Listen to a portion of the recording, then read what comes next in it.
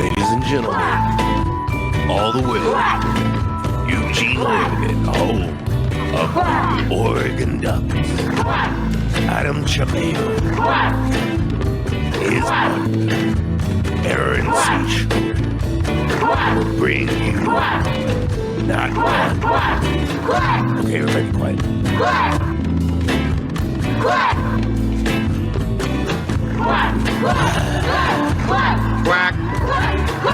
Quack. Quack. Well then, whoa. I am your host, Adam Jamale. And I'm Aaron C. Schroeder. That is right. And this is the Quack Troll Podcast, the most Oh, official, snap. unofficial Oregon Ducks podcast on the web footosphere. And Aaron, Yo. how long have we said 12-0 at the top of this podcast? For about 7 years, I think. That is 6? right. I don't know exactly when we thought about it to add the 12-0, but pretty dang close to episode 1, that horrible episode Adam, 1. and this week I watched 0 football games. Fair enough. I mean, that's on you because actually this fucking week was amazing. We've been really lucky. I'm Saturdays, glad Hitleday's here then to talk about it because y'all were both. Oh, right. Hitleday's in the background, everybody. He's about to pop on. we but you know y'all that. last week, y'all were both so hilarious about how atrocious this weekend was going to be. For the Big Ten slate, it was still kind of boring, but there were some interesting results. But the overall college football landscape, we had some big upsets. Like we had Texas A&M. This is one of the you'll love this, Aaron. The rivalry? No, not yet. This is but still, the rivalry had a big part in this because Texas A&M's head coach before they played this week against their opponent, who I definitely should remember who the hell it was because they pulled off the big upset. I'll pull it up right now. Hilladay's just like crawling in his skin right now. So he's like, I know the answer, but I can't say it. So Texas A&M, they're playing, but before they play, oh yeah, that's right. It was Kentucky. No. What the fuck am I talking about, Aaron? Wow, should we just bring in Hitleday? No, it's funny for him to be crawling in his skin right now. I'll just type it Texas A&M. I watched this whole freaking game too. I don't know why. But so their head coach in the presser conference. Okay. Oh, Auburn. It's freaking Auburn. Of course. Who's having a bad season this year. Ooh. Okay. They lost to freaking Cal. So before in the press conference, before they play Auburn, they're saying like, well, like we got the big game. Last game of the season is Texas. Texas is like, ranked top 5 team. Like it's a huge game. If we were to beat them, if we didn't lose this game, then we'll maybe represent the SEC and stuff like that. But he wanted to tell the press, like, we're not looking ahead to the Texas game. He's like, I just want you to know we're not looking ahead. Like we got Texas like on the mind. Like we're focusing on Texas. I mean Auburn. So it definitely had it. It was definitely in his head, and they lose 43-41 in overtime. There were so many. There were just like so many just nuts games that I've. My favorite game, and we'll bring Hitleday. I'm sure he watched some of this because it was so dang fun. And Alabama got blown out. That was the other one that really comes to mind. 24-3 against a bad Oklahoma team. The Sooners beat them? Yeah, the freaking Sooners. Is Bama's a bummer? Is it a bummer? Yeah. Is it a Bama bummer? It's a Bama bummer. Is it beginning to be bad at Bama? DeBoer, is bumming them out down there, man. Oh my God, it's beginning to get bad at Bama. Bummer DeBoer. It was a blowout, honestly. It literally was. It's 24-3. They lost to a pretty bad Sooner team. Yeah, got busted. Boomer Sooner, man.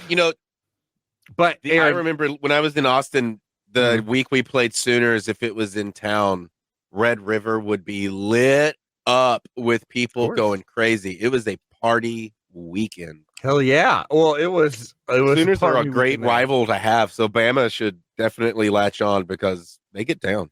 They party. Hell yeah, baby.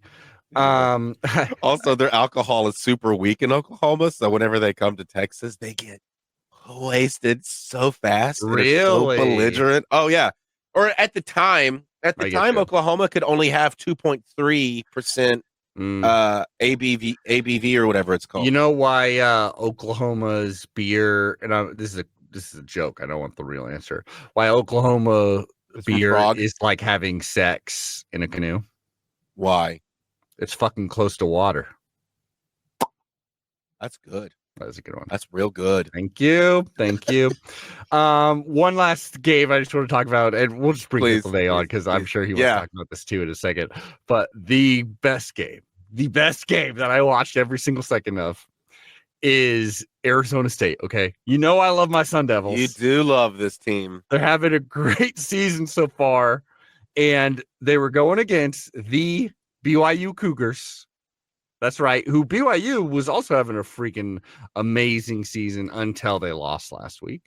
Mm-hmm. But they were undefeated, but they still very much controlled their own destiny. Like, we're likely going to represent the Big 12 if they took down Arizona State was one of the steps. And Arizona State rallied, just like boom, boom, boom, boom, had a big lead. I think they were 21-3 at the half. Mm-hmm. But then BYU rallied back. And this was so Arizona State could control their own destiny in the Big 12, which is an amazing thing considering they were picked last in the conference. They were picked last, and they only won 3 games the season before. Pretty amazing comeback story, but you would love this, Aaron. So, BYU on their final drive is going down. They get picked off. So it feels like it should be the end. There's under 2 minutes left. The timing, and Arizona State is in their own red zone, or not in their own red zone. They're in the red zone. There's, it's enough time where really they don't even need to score the touchdown. Honestly, if they just keep going forward and don't fumble, they should just about be able to run out the clock. Instead, Kenny Dillingham had this kind of ingenious but strange way of he wanted to burn out the clock in a different way. He wanted to not focus on trying to get this touchdown. He wanted to just focus on killing the clock. So they did this thing where it's they snap it to the quarterback just runs around, literally runs backwards, 10 yards at a time just to get the clock going down. It's just running back, and it's just waiting till the very last second to knee it. And so he does so it that. Becomes 3rd and 40 or whatever. It becomes by the end of it 4th and goal at the 45-yard line. Amazing. 4th and goal at midfield. So there's 7 seconds left now. Now it's getting to the point where it's okay, if you didn't burn enough time. Yeah, it's you're barely, and why can't he kneel? Well, if he kneels on 4th down, then they get the ball and it would be at midfield. Because it's 4th down now. They kept running backwards and then kneeling. Right, because the ball is changing possession, they stop the clock. Yeah, exactly. What a buffoon. So now it's who's 4th down. coaching this team? Kenny Dillingham, the greatest coach in the world. And so it's 4th down, and that's right, I forgot. 4th and goal at midfield. 7 seconds left though. So now the plan is he's doing the same thing where he runs back. He probably should have ran back a little bit more if you're going to do it, commit. But he then chucks the ball up super high out of bounds. So the goal is make it take 7 seconds, right? Yeah, And he tucks it into the crowd it's hard to see. It's, well, that's intentional grounding. Well, no, because he ran out of the pocket too. But they were definitely claiming that. And so he chucks it out. It's seemingly the game's over. The crowd rushes the field. But they rush the field, and then the refs though, there's 1,000 people on the field. The refs are we got to look at this though. We're not sure if the ball hit the ground out of bounds with 0 seconds. We're not sure. So this strange scene I've never seen anything like it, where you got the three refs around the screen. You got Kenny Dillingham right next to them, screaming at them, being like, this game should be over. And then you have hundreds of fans around, like all right next to them. All of them are looking at the TV screens together, like as a giant family is what it looks like. Like literally the ASU fans are right there. They've got their cameras just filming what the refs are looking at, and they're all just watching it. And by the end of it, they're like, no, there's like a second left.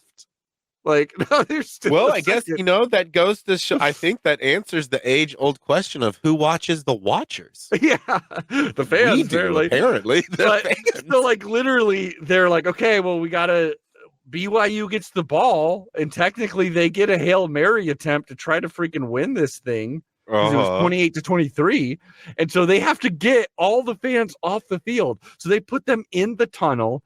Cam Scataboo, the legend himself, is literally playing security, being like, everyone get off the field. Go, go, go. How did they get onto the field to begin with? They rushed it. Because they were like, game's over, we win, let's rush the field. Yeah, you said the game was over. And so they pushed them out. And then so BYU gets one last shot. They actually get the Hail Mary off. It connects, but at the 2-yard line, they finally stop them. It's then the quickest field rushing in the history of the game, because now they're already on the field. So now they're like, boom, there's 1,000 people out there. It was so funny. ASU wins it, though. They've got one more game against Arizona, the Territorial Cup. Arizona's pretty bad. And if they win that, they go to the freaking Big 12 championship. It's amazing. I love them. That's insane. And then they could maybe get to the playoffs if they win that. Anyways, really? There's a giant Oregon game coming up, obviously. Oregon versus Washington. We could go 12-0. This is huge news. Hythlodae's heard us talk without him for way too long. Let us bring on Hythlodae of Addicted to Quack. How you doing, Hythlodae? I'm well. How are you? I'm good. How was your Oregon-less weekend of college football? I had an enjoyable weekend, kicking back. It was not totally Oregonless. I watched Oregon State defeat Washington State. That is in a right. hell of a comeback. That is right. Amazing. On the CW. I love Washington State joins Oklahoma State and Purdue, two Oregon opponents in the future, as winless teams in conference play. That's right. It's the only insane one with 9 wins in that group, but yeah. But Wazoo winless in conference play. Wazoo really blew it. They could have had. Yeah, they sure special. did. Yeah. Those ever since Jake Dickert said "fuck the Beavs," they haven't won a game. Honestly, maybe you should have spurned the one conference mate you have in this world. He's been cursed. No, it was. You're right. It is a wild weekend. And the Ducks. The Ducks have chosen good weekends to have buys or play on Friday. In terms of those have been the weekends when there've been slaughters. In no particular order, Colorado probably, although not certainly, got knocked out of the Big 12 race by the third straight Kansas win. Kansas, who starts the season going 1-5, has now come back, and they've knocked off ranked ISU, ranked BYU, and now ranked Colorado, and becomes the first team in college football history to have a lose. To satisfy the following two conditions: number one, have a losing record, and number two, win 3 straight ranked games. It's just really pulling the curtain back on the Big 12. Be like, hold on. There is now a super complicated flow chart out there with something like 2,056 possible different outcomes for how the Big 12 championship game scenarios could play out. Not as a meme. It's not real. No, it's real. Whoa. there's like 9 different teams in contention. It's like, okay, if this game and this game go down this way, but then if this game and this game, and if you do all the permutations, it's like 2 to the power of 16. Yeah, it's like huge. Let's see. Iowa State, who's still technically ranked, just barely fought off Utah, a team that's been left for dead. Texas struggled with Kentucky for the entire game, and in fact, they played Kentucky. The That's net EPA graph that I always talk about, like they Texas lost that game. They had like 5 fumbles or something, right? Like Texas did. It was something crazy, like so many turnovers.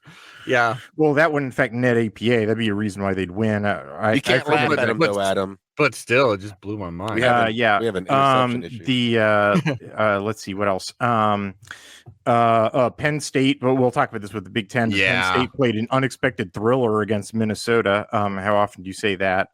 Cal beat Stanford. Cal rallied back and beat Stanford. Yeah, Cal rallied back to beat Stanford. That's worth mentioning. Army, one of 3 undefeated teams going into the weekend, finally took their a loss to Notre Dame. You mentioned Alabama getting whomped by Oklahoma, which a game that made like 0 sense. Let's see what else. I can't believe you didn't talk about this. Ole Miss lost to Florida. That's another game where Ole Miss outplayed Florida, but they just could not. They couldn't win. Somehow Jackson Dart threw 3 game-ending interceptions in a single game, which is impressive degree of efficiency.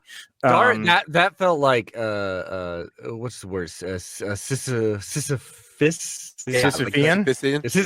Yes, that felt very much watching him just go out there and wanting it so bad, knowing that this is his shot to get in the playoffs in a long career, and just over and over, just like game ending. What you feel like is a game ending interception just happening over and over and over. Yeah, and then Boise State sweated it out with Wyoming. Like Boise State always beats Wyoming. But they always have a tight. It's like this game was like the classic Boise State Wyoming game where like Boise State has 10 wins, Wyoming has 2. There's no reason why this game should be close. Boise State eventually wins it, but they won it 17-3, and they're like sweating the whole way. And Genty got hurt and then came back in too. Like he is the team. It's pretty amazing. I mean it was their go to Camp Randall game, like just like what the hell, man. What does that mean? Go to Camp Randall when we went to Camp the way Randall, that Oregon. Yeah. Okay. That's another one where if you look at the post game expectancy graph, like Boise State outplayed them. They just like couldn't punch it in. It was really weird. And then let's see, anything else? You already talked about Texas A&M, Auburn. I mean the weird thing about the Auburn game was that Auburn goes up 21-0, and then Texas A&M fights back to force overtime. You're just convinced that Auburn was going to lose, and then Texas A&M derps it. They dropped the pass in the end zone. That was rough. And I mean, there's I thought it was going to be boring in the Big Ten, and I mean it basically was, but like 2 games turned out to be thrillers, and the game that I thought was going to be a thriller was over by the end of the first quarter. So yeah. Do you have any logistical or logical reasons why, as Adam was talking about that ASU game, why he decided to do that? What'd you think of that quarterback run around a bunch? And game management. It's not a terrible strategy. The quarterback just needed to hold his water for an extra second. Yes, exactly. If you're going to commit, and then ASU fans need to not be drunken yahoos and wait for the all clear to rush the field. Like, don't show your age, brother. Yeah, and water shouldn't be wet. Us young folks drink hard. Yeah, in Arizona State, like why the hell are they going to Arizona State if they're not ready to party? Yeah. Plus, there's fans. I mean, what ASU is known for. Oh well, yeah. But innovation. Yes, exactly. I just loved that image of 1,000 fans peeking over the shoulder of the refs, and Kenny Dillingham going apeshit over like dude, what do you want, man? Like, Yeah, he's so lucky not to get, like, the refs were very patient with him. Yeah. Oh my God. If they would have done Do a you think penalty, he didn't get fined or anything like that? yeah, he may have been fined. He may have. They didn't give him a penalty that would have set up BYU for a game winner. Exactly. I'm so glad BYU didn't win that game. I mean, obviously, I'm standing ASU, but yeah, and then Oregon and Washington on a bye, so both of us are going to be fresh. Couldn't be more excited that we had a bye week. I think we're all in that same camp. The Ducks did look like they needed it. Why wouldn't they? 8 games in a week. Or I can't lie to you though. Saturday did feel weird. Yeah. Because I always had this thing of like something I needed to remember to do something. Mm-hmm. And I was like, oh, wait, no, that thing is I can't actually do it. Yeah. I mean, there was plenty of college football to be had. It was very exciting. Not for you, though. Not for you. Now we are in rivalry week. Rivalry week. It's all, I know that was tough to say. Man, I love college football. I'm also so excited to start wrapping it up every year when we get the end of it, especially when we have all these high hopes on. I almost just want these games to be over with. Like, I'm not necessarily looking forward to Oregon, Ohio State in the Big Ten championship game. Yeah. I've already started feeling the whole, I mean, against the teams we've played too, where I've already been like, second quarter, like, okay, come on, just get 30 points ahead so I can feel calm again. Yeah. And for this one, like, this is the 12th game. We can have another perfect season, regular season, something we've only achieved once. Wow. And we can also beat Washington, this team that's beaten us 3 times in a row. Yeah. Dan Lanning has never beaten Washington. We clearly should beat Washington. We're at home. We're a way better team. They're terrible on the road. They lost so much talent from last year, but also it does keep it engaging because the stakes are, like we've looked sloppy against teams we've been better than. And if we were to lose to Washington, this would be one of the most horrific losses in recent memory. Like, it would be such a bummer. We'd still be in the Big Ten championship. We would still be in the playoffs, most likely. I mean, I don't think they're kicking us off, even if we lose our last 2 games. But it's possible that we would not be in the playoffs. Well, because the Big Ten championship game, too. Oh. We're already set in that. We're already sure. I see what you're saying. Yeah. But so the stakes are at least there, where it's like we do have something to lose. It would be humiliating to lose to this Washington Huskies team. So the Big Ten C is only decided now on who's going to play us. Yeah, because that's all that's left to be decided. If Ohio State lost to Michigan, which they tend to do, they're on a huge ass streak of losing to Michigan. If they were to lose to Michigan, and if Indiana were to beat Purdue, which Purdue is Purdue, so that should be fine, then Indiana would take their spot because they've only lost 1 game. Were they not? No, it goes. Penn State. My understanding is that Penn State, if Ohio State loses, but Penn State and Penn State wins, then Penn State gets it. It's only if both Ohio State and Penn State lose does Indiana get it. That makes perfect sense because Penn State and Indiana did not play each other. They would both have right. But it goes to some other tiebreaker. I don't know what it is, but somebody that I trust is. It could be like shared opponent that's high rank in Ohio State. Blew out Indiana. Yeah, maybe. Who knows? Who cares? Statistically, how statistically speaking, is Ohio State's pretty much set to go in though? Like, is it? It's going to be pretty big odds for that situation to happen. I mean, Ohio State should beat Michigan. There's really no reason that they shouldn't. The only reason that they would lose is derping it. But like, don't never count out a rival, and never. You always want to hedge your bets when Ryan Day is involved. So yeah. Okay. we'll see what happens. It's most likely set though, and who knows? And then it's possible. I mean, we were talking about this in the off season, but it's possible we play them 3 times because we could play them in the playoffs. Especially if it's a 1 seed, 5 seed thing. It's almost likely. I will say, for some reason, I don't want it to be Penn State, because if it was Penn State, I feel like it'd be a really boring game because it would just be so clearly us winning. Penn State at least has a defense that shows that I would love to blow out Penn State. It'd be fun, but they play they've looked pretty rough, honestly, even in their wins. Both Penn State and Indiana are much more easily defeatable than Ohio State. Agreed. Penn State,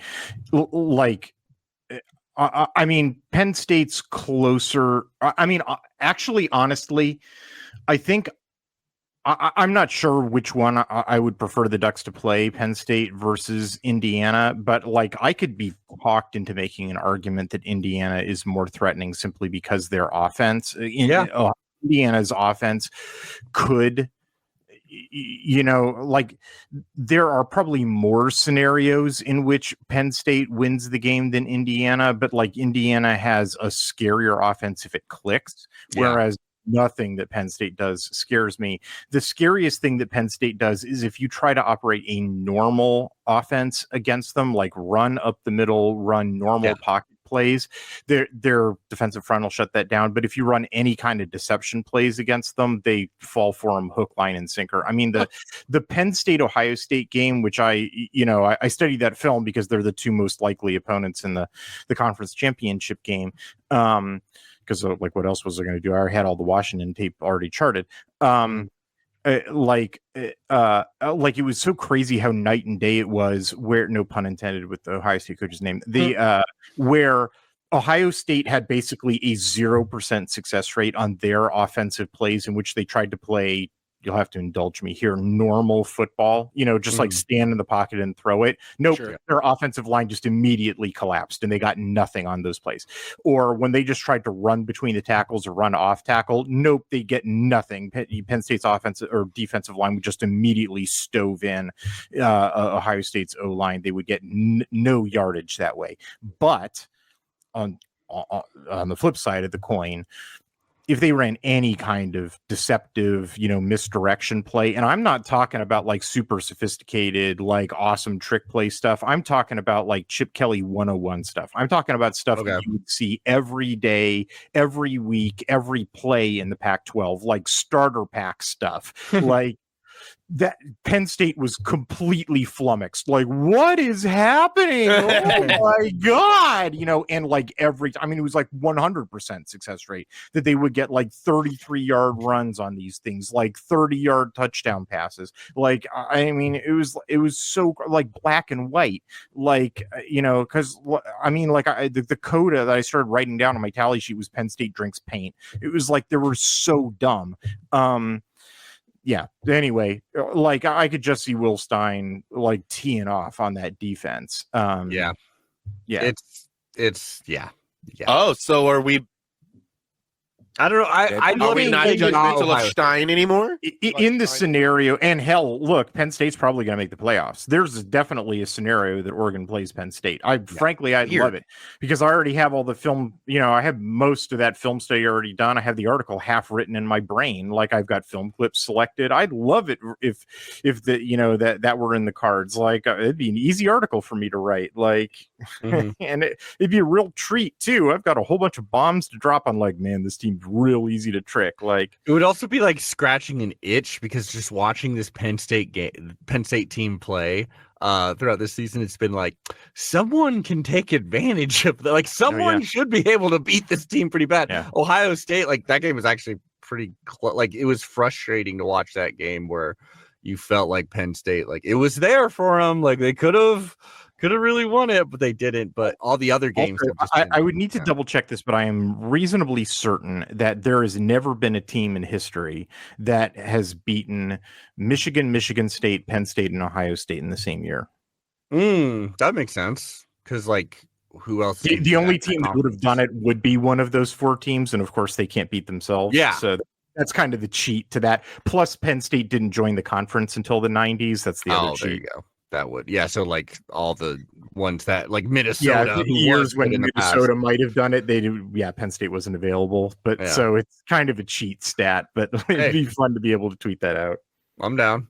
I mean, we would be the first. We would have like a record of like we're the only Big Ten team to have won 100% of all conference games they've ever played in the Big Ten. That's a pretty cool record. It's already the case. Yeah, still going strong. Let's see when it'll break. Let's do it. Let's go straight into bottom 11, actually. Wow. Why not? Bottom 11.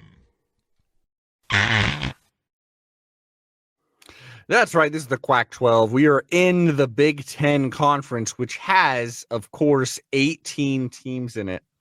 Now, normally, the number one Ducks, we're always going to lead it. We've never lost a Big Ten game. I got to ask you. Actually, part of the Big Ten. Hold on 1 second. Yeah. Oh, I can run a query on this real quick. Query. The last time that Oregon lost a game to a Big Ten team that was in the Big Ten at the time that they played them was they played Nebraska in 2016. Oh, yeah. So, like, going on 9 years.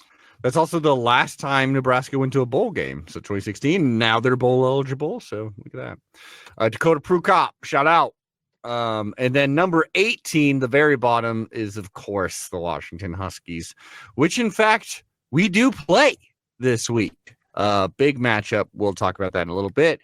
But here's kind of where I got everybody. I near the bottom, I'm kind of just done with caring about them now. I mean, we're in the final week of the regular season. If that were the truth, then the Terps should be moved way.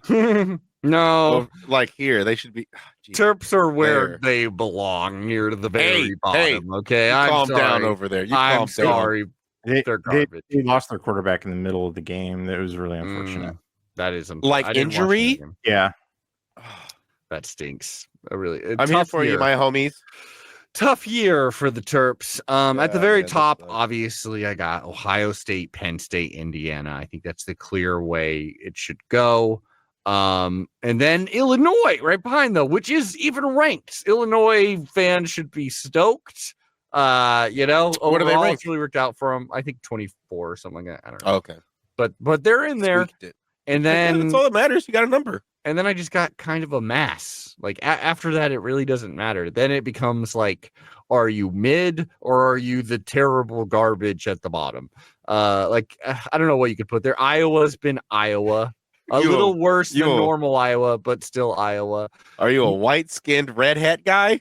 Yeah. Back of the line. Basically. No, actually, yeah.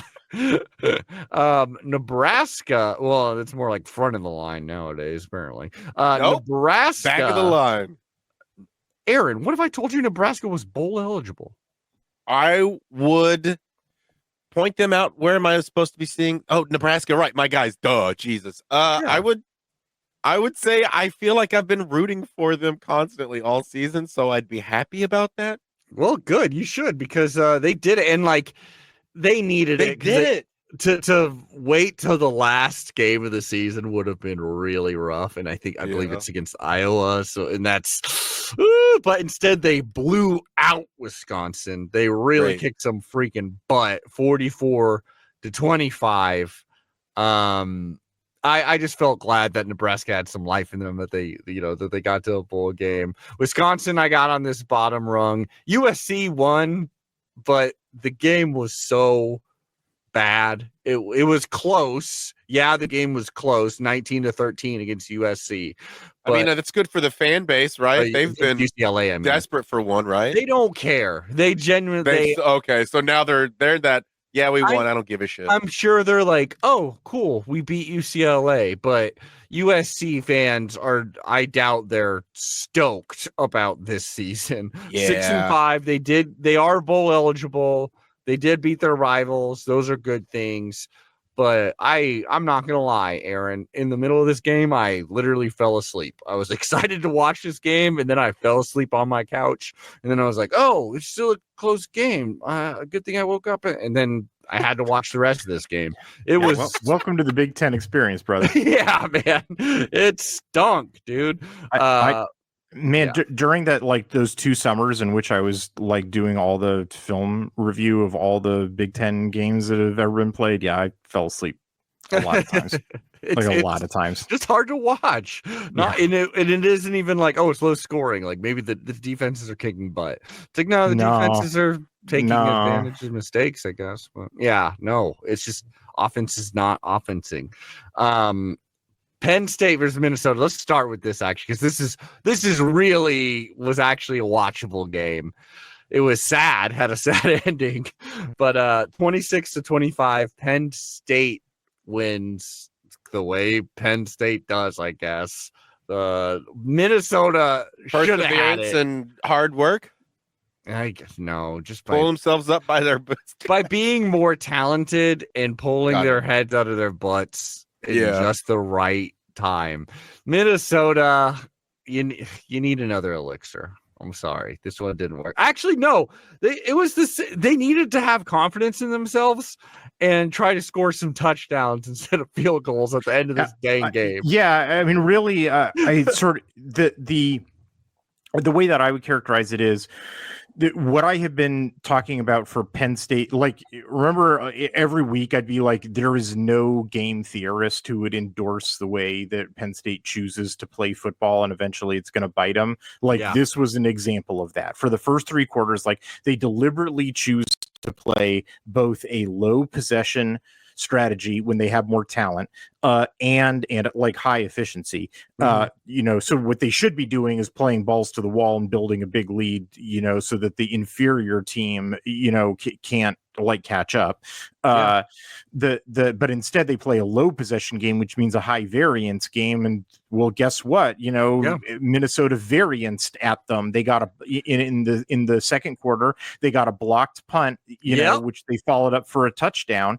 And that blocked extra kick, which they returned for 2 points to take the 19-17 lead at the half. Wow. So Penn State's doing their typical Penn State thing where it's like first drive punt, second drive punt, third drive, turnover on downs, fifth drive field goal, sixth drive blocked punt, through like almost the end of the second quarter, they've only had, I think like 6 drives and 10 points, so standard Penn State shit, right? The no game theorist would endorse this stuff. Meanwhile, due to variance factors, Minnesota, who I don't really think is playing, substantially awesome football, but like, hey, they've got 17 points. It's variance stuff.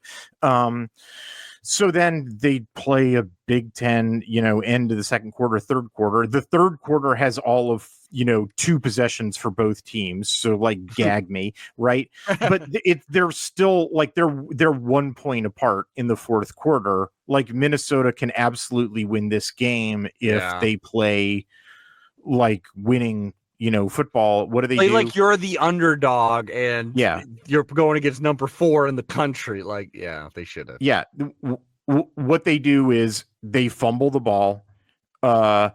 Still, they hold Penn State to a field goal, right? So it's still within 4 points. It was stupid for Penn State to kick the field goal, but there they go. It's 1st and 10, failed rush, 2nd and 11, another failed rush. So now it's 3rd and 10. They can't convert 3rd and 10s, of course, because it's Penn State. They can't do that. Like if Oregon plays Penn State, that's going to be a big part of my article. Anyway, So now it's Minnesota's turn, right? They're only down by 4. It's the fourth quarter. They have plenty of time on the clock.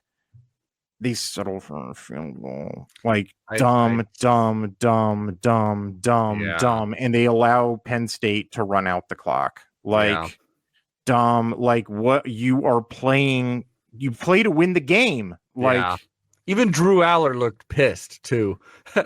Like he was Who's that? He's their quarterback, Penn State's quarterback, and he just Gotcha. looked like it was just a lot, man. His cheeks were real red. Yeah, but Penn State wins. Like, I don't know, they're gonna get blown out in a bowl game. Mark my words. Yeah. They'll draw some SEC team that we've been laughing at all year that is going to SEC their way into the playoffs with 4 losses. Oh no! And then they will absolutely tear Penn State's face off. Alabama's gonna boat race Penn State. Yeah, with actual talent. Yeah. Oh my god! And like, it's such a hell to be one of their fans, because it's like, I mean, guys, you're probably going 11-1. You're making the playoffs. That's really good. You can't possibly think about firing James Franklin. But also, if you don't fire James Franklin, then this is your life. Like, this is unless you do something different. This is it. Like, it's amazing. It was so frustrating watching Penn State, because you've now got a couple of games on them when which they're playing, and it's just like, this forever. Like you told me last year that it was the wide receivers coach, it wasn't. You told me this year that it was Mike Yursich, it wasn't. Like, the problem, the dude that James Franklin needs to fire lives in his mirror. Like, I'm asking him to change his ways. Let's go into the other game that was supposed to be the big game, and unfortunately went the way that most of us thought it maybe go. It was competitive. In that Ohio State spotted the opponent a touchdown, and they looked real shaky to start the game. Yeah, no, that's how most Ohio State games start out. Yeah, exactly. I was stoked for the good, for the beginning chunk of this, where Indiana marches down the field and is stopping Ohio State and gets a turnover in their red zone, where it's like, it looked like, okay, this is the game that Indiana wanted. Their offense is humming, and to be fair, like, they didn't lose this game because of their offense. They lost a lot because of like some special teams blunders. Well, no, I wouldn't. I mean, it'd be nice if you're definitely right about special teams. That's what took the momentum away, and then it was like, their offense is not the kind that can take advantage of Ohio State to rally back on the road. Like, it just wasn't. I would characterize it as, I actually think Indiana's defense did a reasonable job. Actually, I mean, Ohio State only has in this game 1 full field touchdown drive. Like, every other one of their scores it's either short field, a special teams snafu, in one case a short field off of a special teams snafu.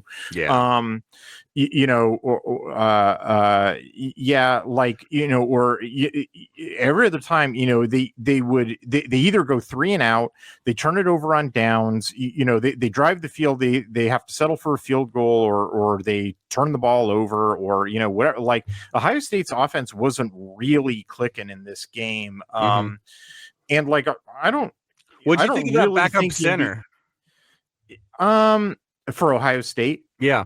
I mean, he's not really their backup center. He was their starting center last year. I'll answer that question in a second. Let me just finish the thought about Indiana's defense. I don't really think Indiana has a world beater defense. I think they have an okay defense, but it's definitely exploitable. And I was sort of surprised to the extent that Ohio State wasn't taking advantage of it. It's like they didn't really have anything in particular ready to go to defeat. But like, I had put together a couple of packages, for lack of a better term, for like, here's how you would exploit this and this and this about the way that Indiana plays defense. And I didn't see anything out of Chip Kelly for exploiting that. So I was a little surprised by that. People sort of want to talk about Ohio State's offensive line. What I've noticed about Ohio State's offense, starting at the Oregon game in week 7, but it's sort of been going on ever since. Ohio State's been having some offensive line injury issues. The worst of it happened in week 9 against Nebraska, where they wound up playing a deep backup left tackle, like 4th stringer, who, like, okay, that guy really shouldn't be playing college football. That was a real serious problem for them. But every other guy that they've had to rotate through, including the one that you're referring to, where their starting center, who was a transfer from Alabama, he tore his Achilles. So now they had to move over and have the guy who was last year's starting center now resume his duties. And they sort of had to shuffle over. So now their starting left tackle was their starting left guard, and they put the backup left guard is now the starting left guard, and the backup, last year's starting center is now the new starting center. But, honestly, here's the sort of dirty little secret about Ohio State's offensive line for the last 2 years is that all those guys are like replacement value guys. With the exception of, like I said, that Nebraska, backup left tackle, who that was a minus value guy.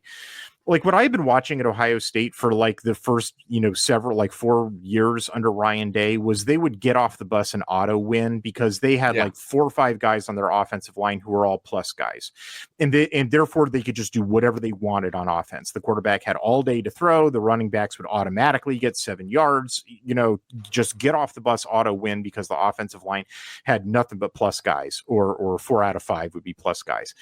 And like starting in 2023, nope, they're all replacement value guys, and so they're winning games by other means. And so this year, when they've had to replace guys, they're replacing them with replacement guys. And so what I'm trying to say is that I charted this. Not game. a big drop off. Yeah, it's like their grades don't change, and so it's like that's good news, but at the same time, it's bad news. It's like their grades don't drop, but it's because their grades weren't that high in the first place. So, okay, good to know. This is not some drastic thing.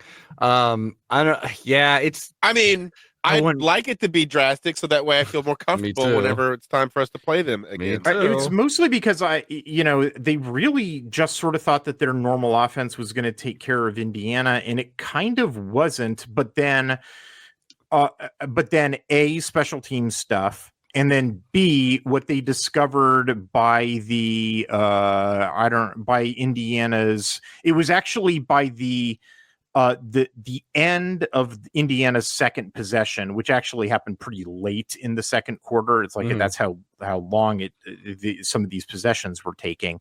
That Indiana's left tackle is pretty stiff, and I was like, oh, it took you that long to figure that out. And that that if they just brought a little extra pressure off the edge, that that's it, they could sack them, and so then every subsequent possession for Indiana ends in either a sack and a punt or a sack and a fumble. And so, Indiana just doesn't score again until like the end of the game when it's garbage time. And it's like every drive ends in the same way. Like every single drive ends in the same way. They bring a little extra pressure on second and then third down. Rourke goes down. They can't handle it. Rourke goes down and either fumbles the ball on the sack or they have to punt, and then it's a miracle if they survive the punt.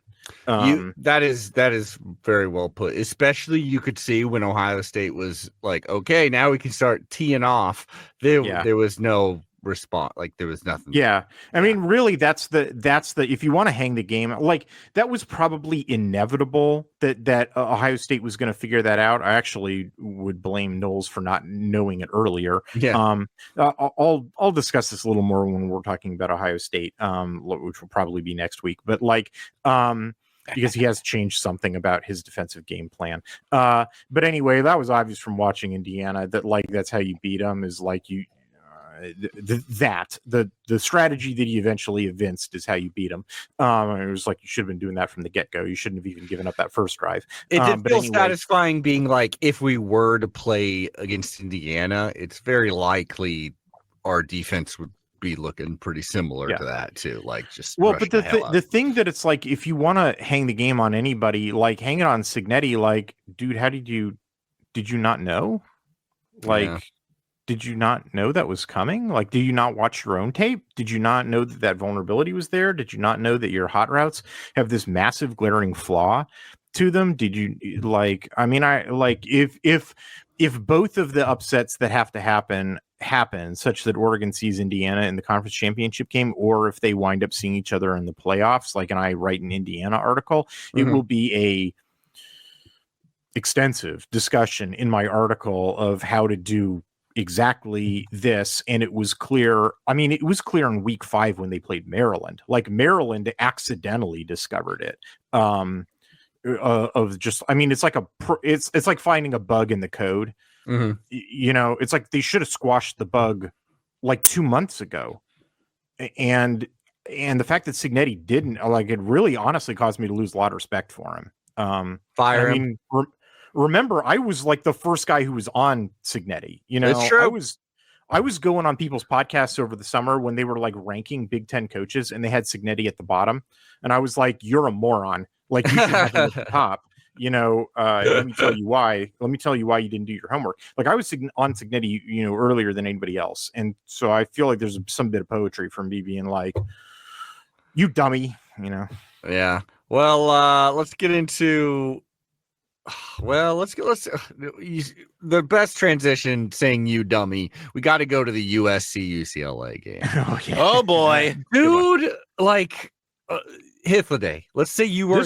This was a straight, like, I don't know if good is the right word, but it was competitive. Like, if you look at net EPA or you look at the fundamentals, like, USC does slightly outplay them, but not extensively. Like, it is a pretty even game. Honestly, UCLA could have won this game. I mean, it basically comes down to UCLA in their final possession. Like, their final 2 possessions, they go for it on 4th down. Their second to last possession, they go for it on 4th and 1. They go for a quarterback sneak and they just don't get it. But they still get another opportunity. Yeah. You know, they limit USC to a field goal, so the game's still within reach. You know, it's 6 points, and they go for it again on 4th down. You know, they don't get it that time either. It's 4th and 10 that time, you know, but it's like, look, man, you know, I felt bad for Garbers. I was really rooting for him, honestly. Like, I think this is a game like if they play it 10 times, you know, UCLA maybe wins 4 of them. Yeah. You know, it was a for real game. You know, not now a game between USC and UCLA. If these teams were the teams that they're supposed to be, you know, should be. I mean, this should be a lights out, all talent game, all eyes on. Like, Indiana, Ohio State should not have been the game of the week. Yeah. You know, this should have been the game of the week. But this should not be for bowl eligibility late November. Yeah. Like, goddamn, man. If you were athletic, you get hired to be the athletic director for USC. Are you trying to pull, and like, let's say money, you're like, I don't give a shit about money. I want on the field results. I want us to be USC. Are you trying to get rid of Lincoln Riley at this point? Yeah. It seems crazy, but like, why would you not? He's committed at least 4 firing offenses in the management of the program. And I'm not talking about in-game coaching, although I don't think he's very good in-game coach. Like, I'm talking about like program management. We really lucked out that they hired this guy, because on paper there was like sure, you could have said like, oh, you know, his defenses have been pretty weak over there. He inherited a program that maybe like, but it's still pretty shocking to me that it's been this bad. Like, this much of a Clay Helton ass thing. Clay Helton had a better record in the same amount of games too. Like, damn, man, it's really kind of baffling. I don't even know what you do if you're USC higher ups there. And like, it's all, usually he's got like a quarterback that can really like pull him out.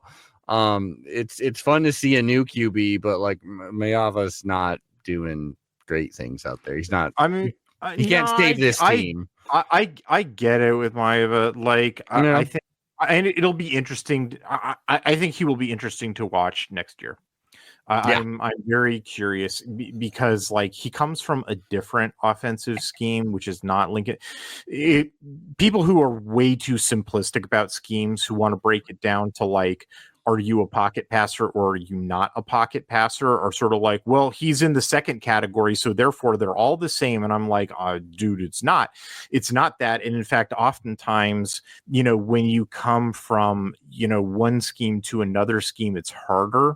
Because it's like, all your signal points are sort of in different places. And so like, there's definitely like an adaptation time, but like, he's just more like the athletic profile is a much better fit for Lincoln Riley's offense than Miller Moss was. So if he can get into it, like, but that's a question. It's a real question whether he and then what about the rest of the team? Seems to really be the freaking question for USC. I mean it's the offensive line. I mean, really, I mean that, like, I know that's sort of a boring answer, but it's just your offensive line is your football team and their offensive line is just bad. Like, I mean, and the offensive line is necessary for Lincoln Riley's power RPO scheme. Like, it's necessary in order to activate the run game and the way that it's necessary for the downfield passing game, and it's necessary for the way that all of those things are tied together. Like, I really genuinely have enjoyed studying Lincoln Riley's offensive schemes because the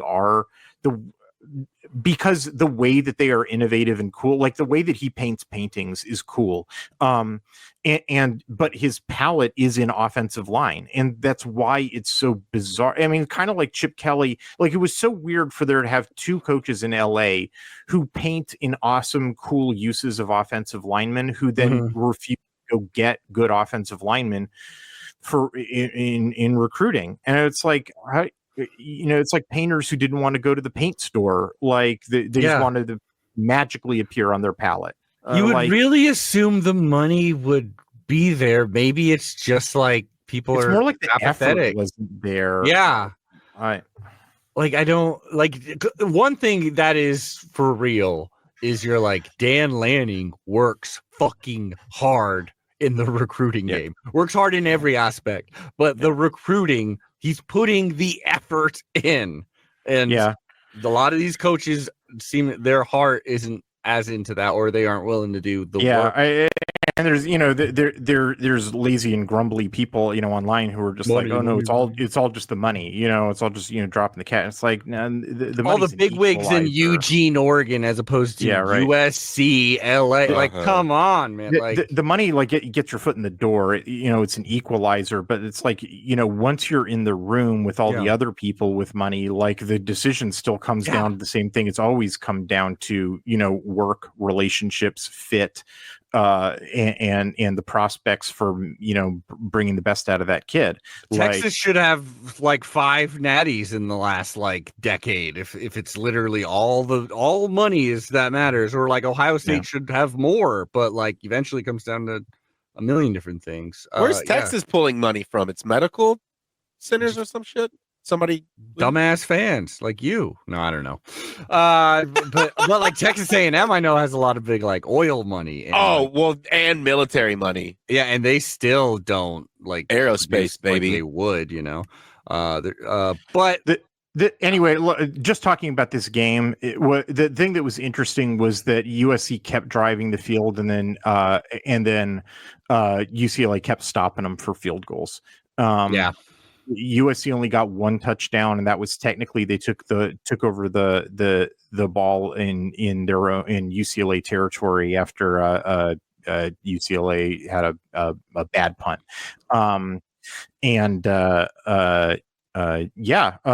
UCLA's defense sort of they really bowed up. I think USC kicked. It was like 6 field goals in this game. It was crazy.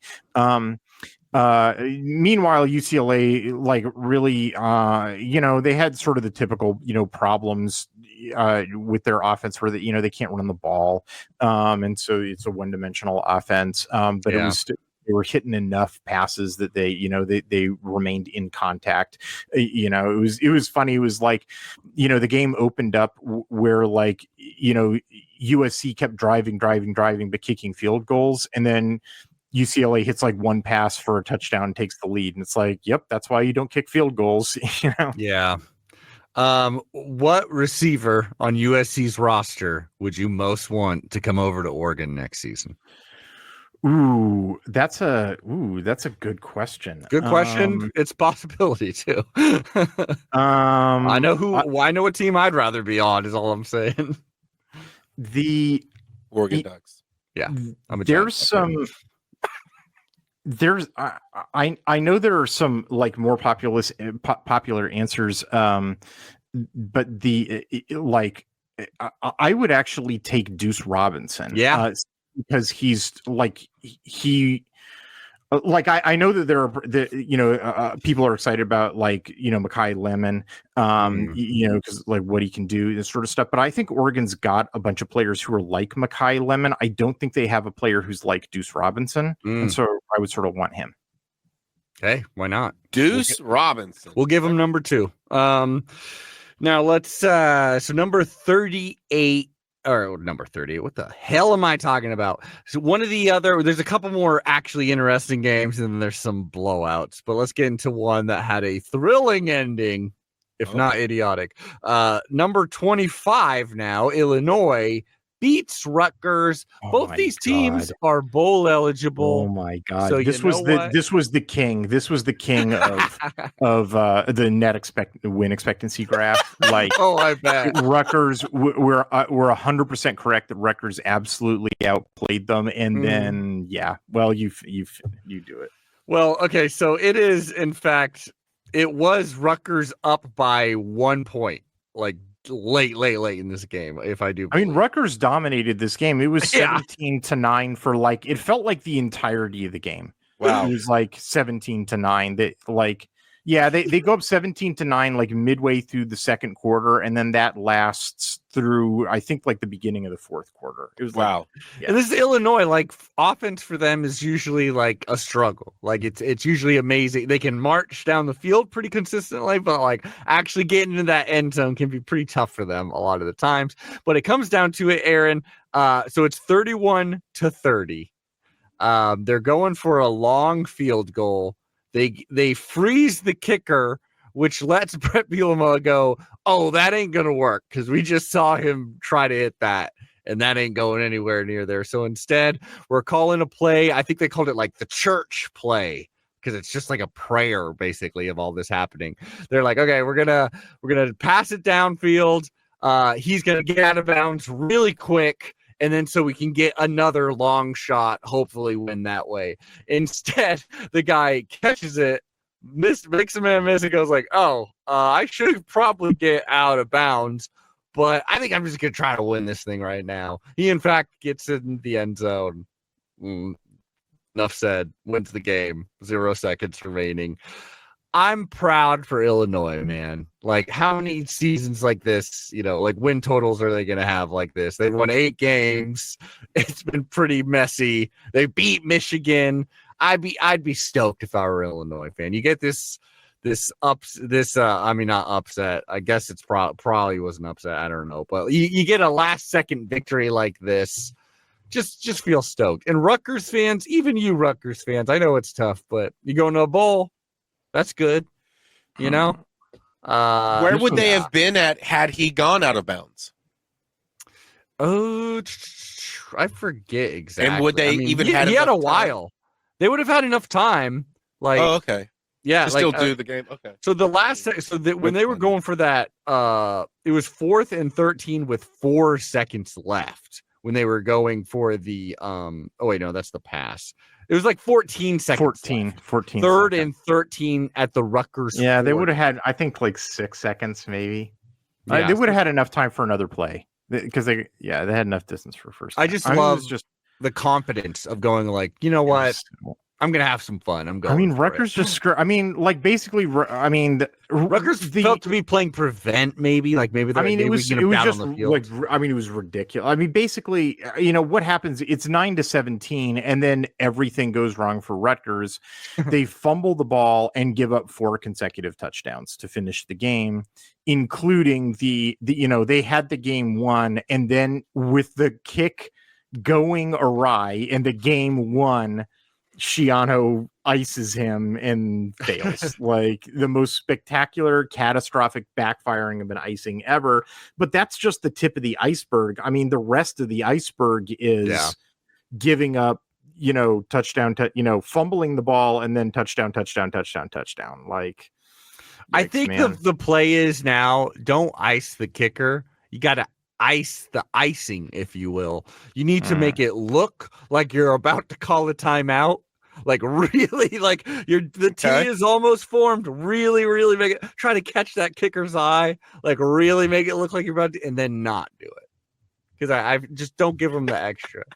Let the college kicker kick the long field goal attempt. That's what you do. It seems like they're doing it more and more. To be honest with you, the kickers are getting better overall, honestly. Yeah. But hey, they're a college kicker. Let them go. We love you, Illinois. Rutgers, hey, you know what? You're doing it. You're still kind of a joke, but you made a bowl. That's pretty dang cool. And then speaking of jokes, 3 Illinois, Oregon's like 3rd best win. Yeah, no joke. I love that they're ranked. Helps us out. Speaking of jokes, I mean, hey, Michigan State won. Michigan State is 1 game away from getting to a bowl game in Jonathan Smith's first season. That is something that like they need to rally. This is a big game for them, week 12. But they lost. I mean, they were in a position where, like, I mean, the game tying touchdown goes through Jamal Edrin's hands. Like, yeah. They almost lost to what could be. Well, like it's at least one of the worst power programs in the entire country. Probably safe to say, like the worst one. They have one win. Like, yeah. Purdue is bad, but they only beat them 24-17. That's kind of it's a victory, but it's certainly not a moral victory. But I don't know. It's cool that they're only 1 win away. Makes it interesting still. It almost would have been better for Purdue just to lose that other game. I'd almost rather be 0-12 than. Well, the weird thing is that they score like no second half point. Michigan State, they score like no second. It's like they score all their points like immediately. It's like touchdown, field goal, touchdown, punt. But it's a punt after a 14 play drive. Or it felt like weird that they punted there, and then touchdown.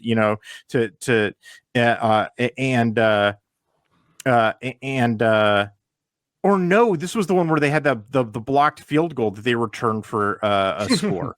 That was what their final score was.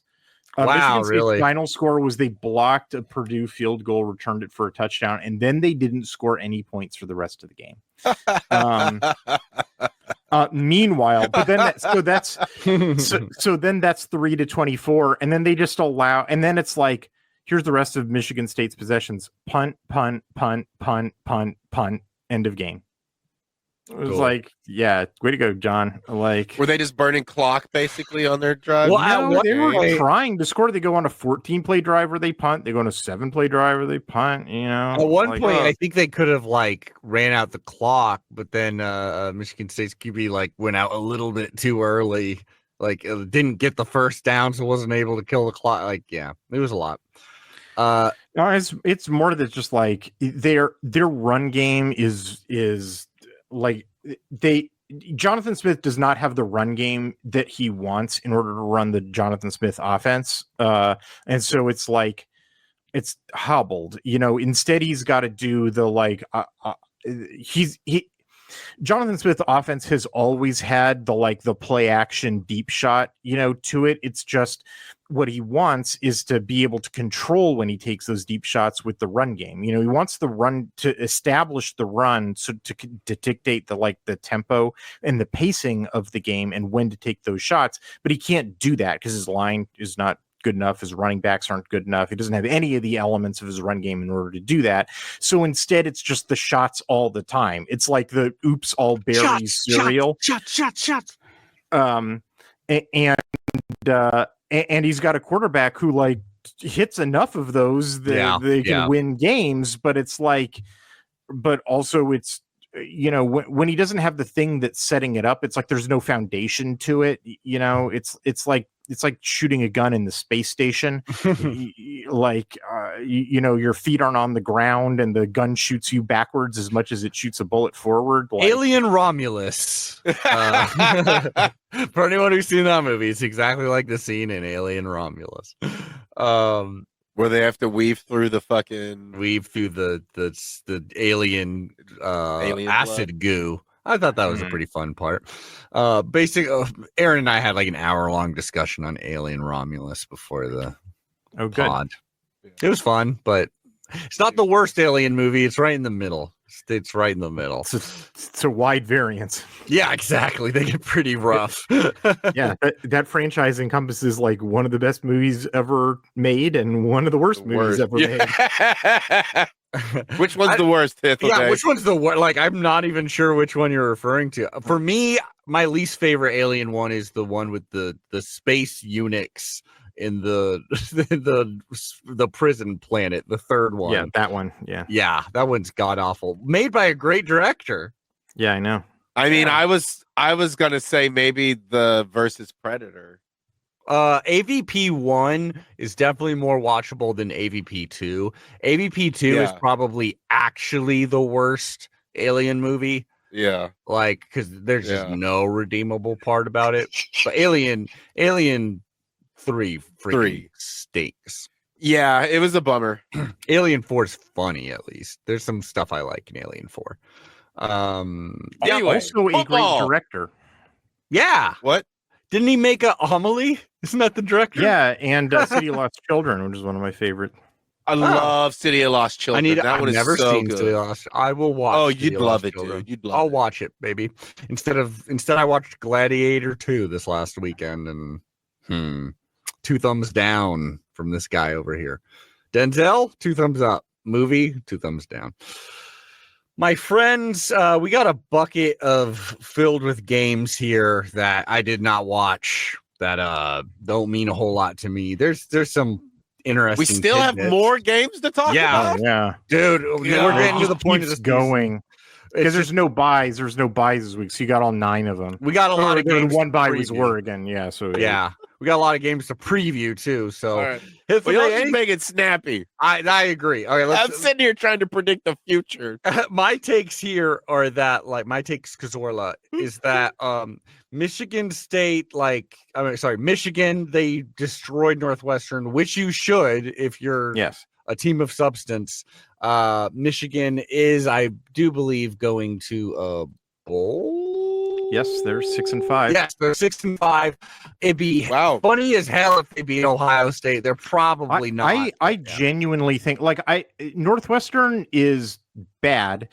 Their defense is the less bad aspect to them. Yes. Michigan shouldn't be putting up 50 points unless they've actually made some progress on some of the stuff that's held back their offense, particularly offensive line play and quarterback play.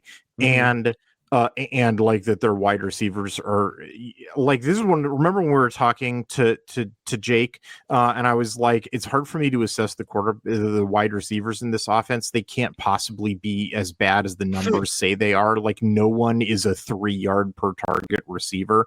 Like, you couldn't, like, unless you use a wheelchair, like, you can't be that bad. Like, I kind of think that probably Michigan, like, I didn't watch this game either, but I kind of think that Michigan is putting some stuff together on offense, and that this is it comes down to Sharon Moore. Like, I think he just mismanaged, everything about the offense at the beginning of the year, and that Michigan would probably have had access to an offense that was this caliber like weeks earlier had he not they could have maybe beat Illinois. Yeah. Like, and if he had access to an offense of this caliber weeks earlier, that at this point they would have had access to an even better like offense, like an offense that maybe was even like top 40. Which could be something, yeah. If the next week's game or this week's game was at the Big House instead of the Horseshoe, I would be maybe trying to gaslight myself into something happening. Yeah. But yeah.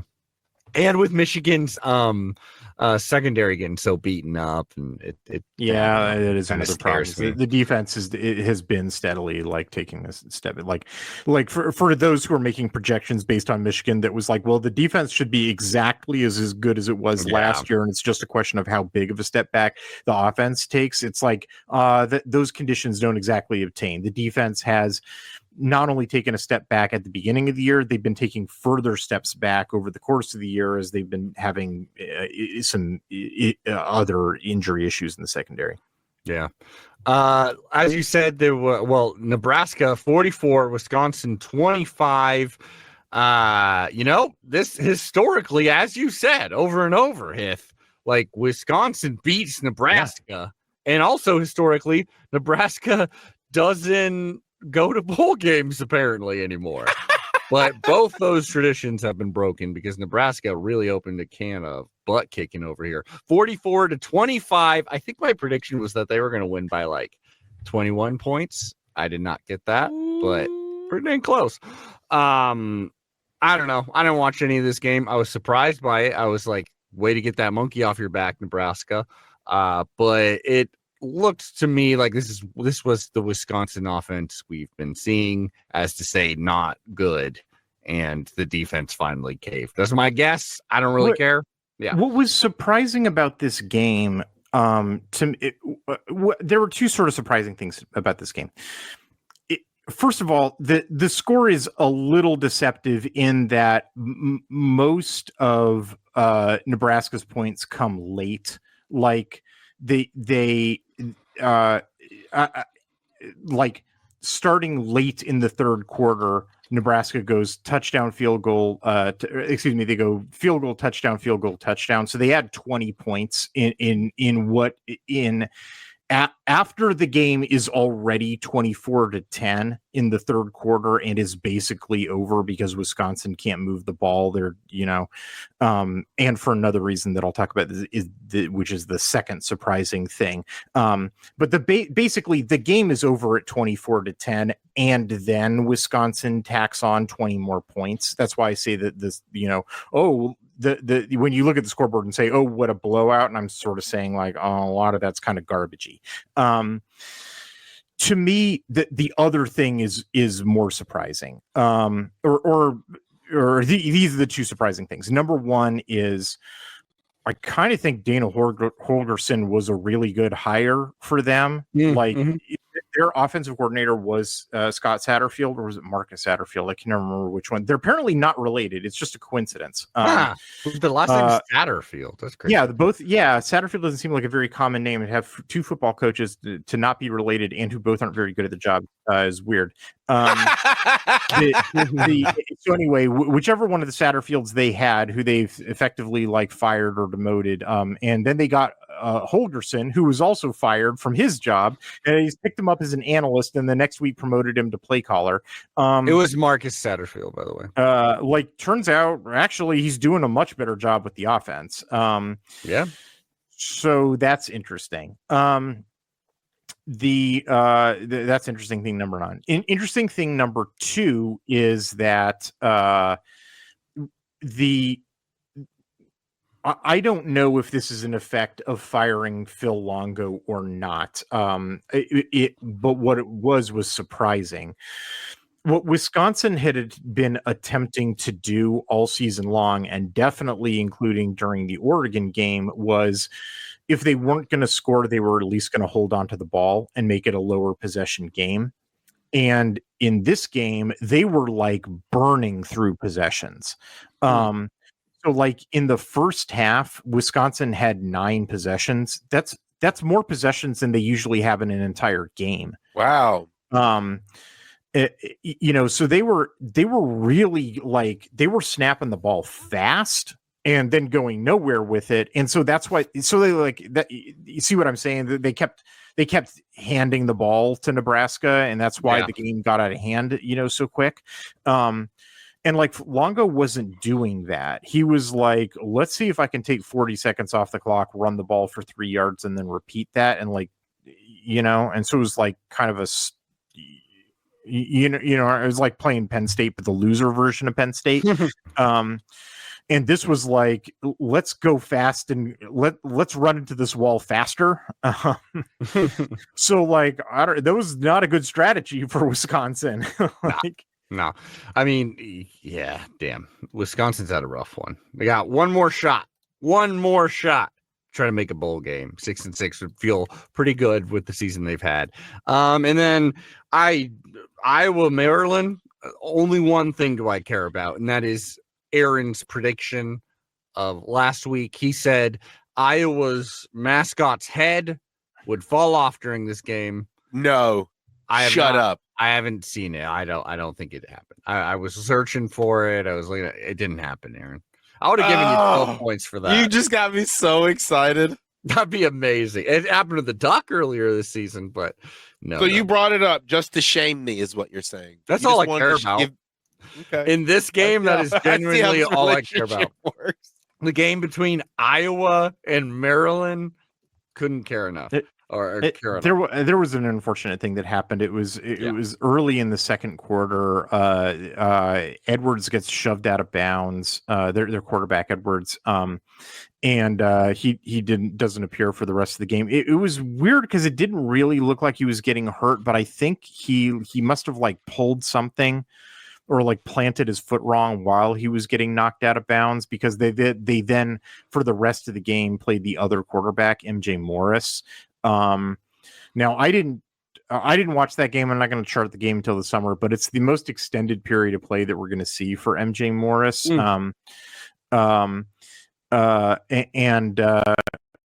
Wait, no, Edwards comes back and plays some third quarter stuff. Oh man. Maryland fans, hit us up. Yeah, well, let us know what you thought of Iowa versus Maryland.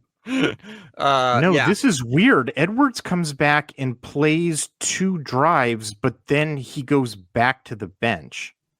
Maybe it's like we shouldn't have done that. Oh, yeah, that looks like a maybe we shouldn't have done that kind of deal. Yeah, like what are we doing here? I don't know. It'll always be a mystery for me. A mystery. Maybe he was concussed. It just didn't really show itself super quick.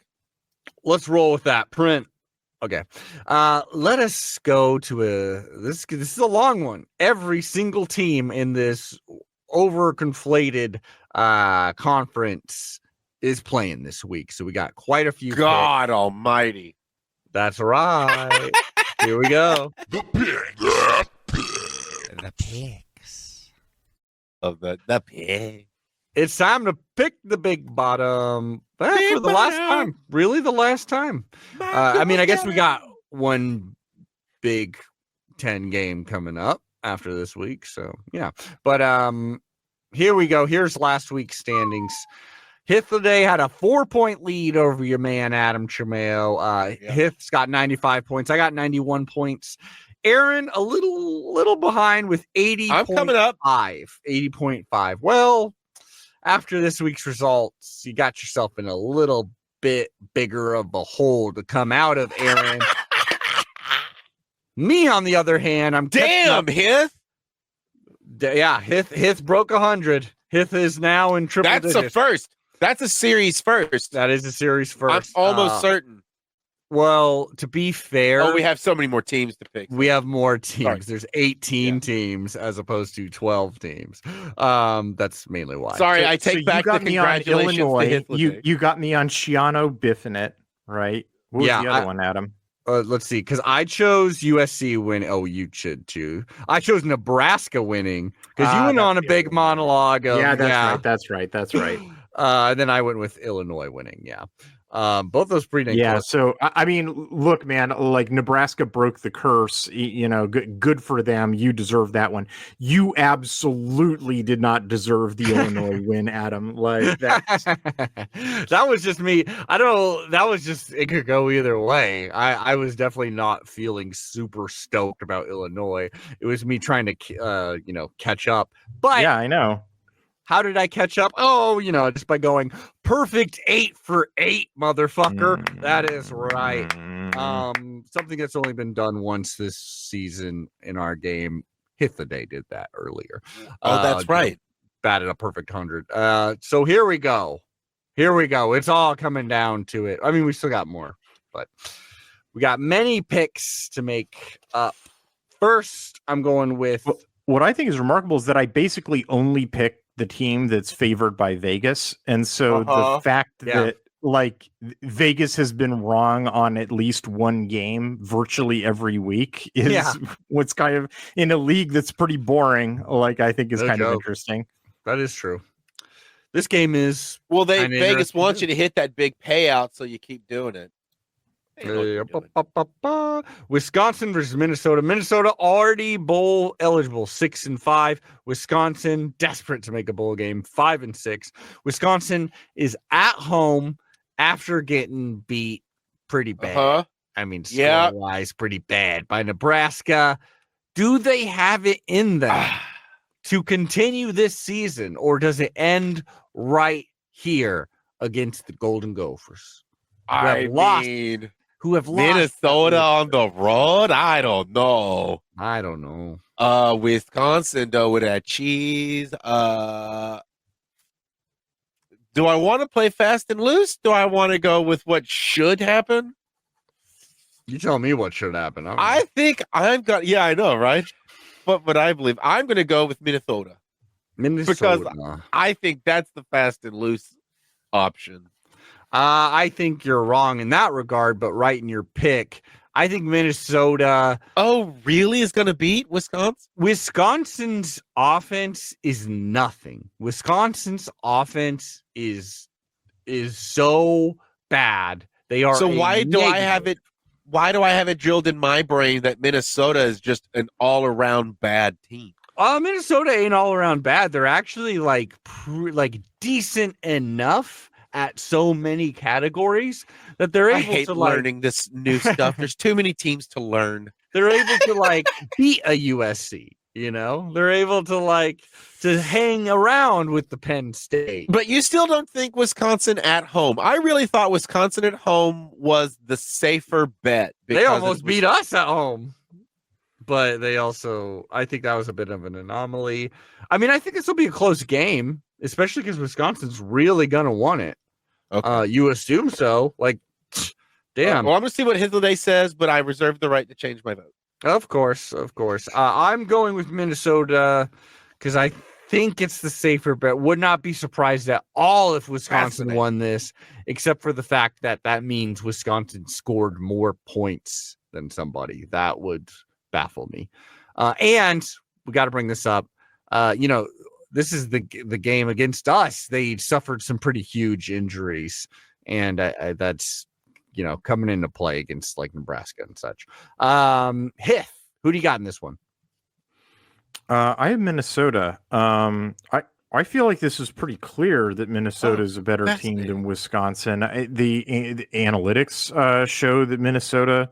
Every analytical model has Minnesota slightly favored. Home field shouldn't be too big of a deal. It's not like Minnesota's unfamiliar with playing in the snow. In fact, since PJ Fleck has gotten there, the road team actually has the edge. The road team has won 4 of the last 6. Weird. The only thing that gives me, and then just sort of watching them, the other thing is that Minnesota's really leaned into their run game, and they've got they really went hard stuffing their running back room. They've got 5 running backs. Minnesota does. And like, just watching them play last week against Penn State, what they were leaning into, like, and that's Wisconsin's weakness is they can't stop the run. That's how Penn State and Iowa really crushed them. It's how I wish Will Stein would have crushed them. And That's eventually right. did by the third quarter. Like, I really feel like this is a strong matchup for Minnesota. But here's what gives me pause. Vegas, in every site that I can pull this up, Vegas has Wisconsin slightly favored by 2.5 points. I think Is this the only game in which I don't? Oh, yeah, I just don't get it. I don't really understand what Vegas is seeing in Wisconsin. I would have expected this to be like a 5-point spread for Minnesota. Maybe, yeah, I don't know. I don't know who's betting on this game either. That's a strange one. Well, there you go. I mean, Midwesterners who are, a 24-pack in. I get it, but like, I imagine Wisconsin fans are not being like, I got confidence in my team. I know they're going to beat them. Iowa versus Nebraska. Now, this is an interesting one. I want to change my vote. Woo! Okay. Wisconsin then. Yeah. Whiskey, you going with Vegas? I guess so. Iowa versus Nebraska. Now, Nebraska, was that last week just because they just caught Wisconsin at an especially bad moment and then threw some points on at the end? Or are they for real? For real? They don't have, if they had lost that game, you could be like, well, Nebraska, more than anybody in the country, is desperate for a bowl game. Like, so sure, maybe that'll help them. But no, they already made their bowl eligible. Iowa would love to win this one at home. 8 wins in the season. I mean, that's very Iowa thing to do, but better than 7-5. Iowa still is actually is looking pretty dang all right. There was that loss to UCLA kind of out of nowhere, but they've seemed to be progressing and taking advantage of teams like a Nebraska. Who do you got, Aaron? I have to stick with Nebraska. I rode with them all season. Let's finish it off. Next year, I'll come back and reevaluate. I think Iowa's absolutely winning this game. Right. And I think they're probably going to do the thing where they're just taking advantage of Raiola's mistakes and they snowball and they're just playing like conservative defense to eventually blow out Nebraska. I think Iowa's really going to beat them. Does the mascot for Nebraska, I just have to say it out loud, does he actually just look like Trump?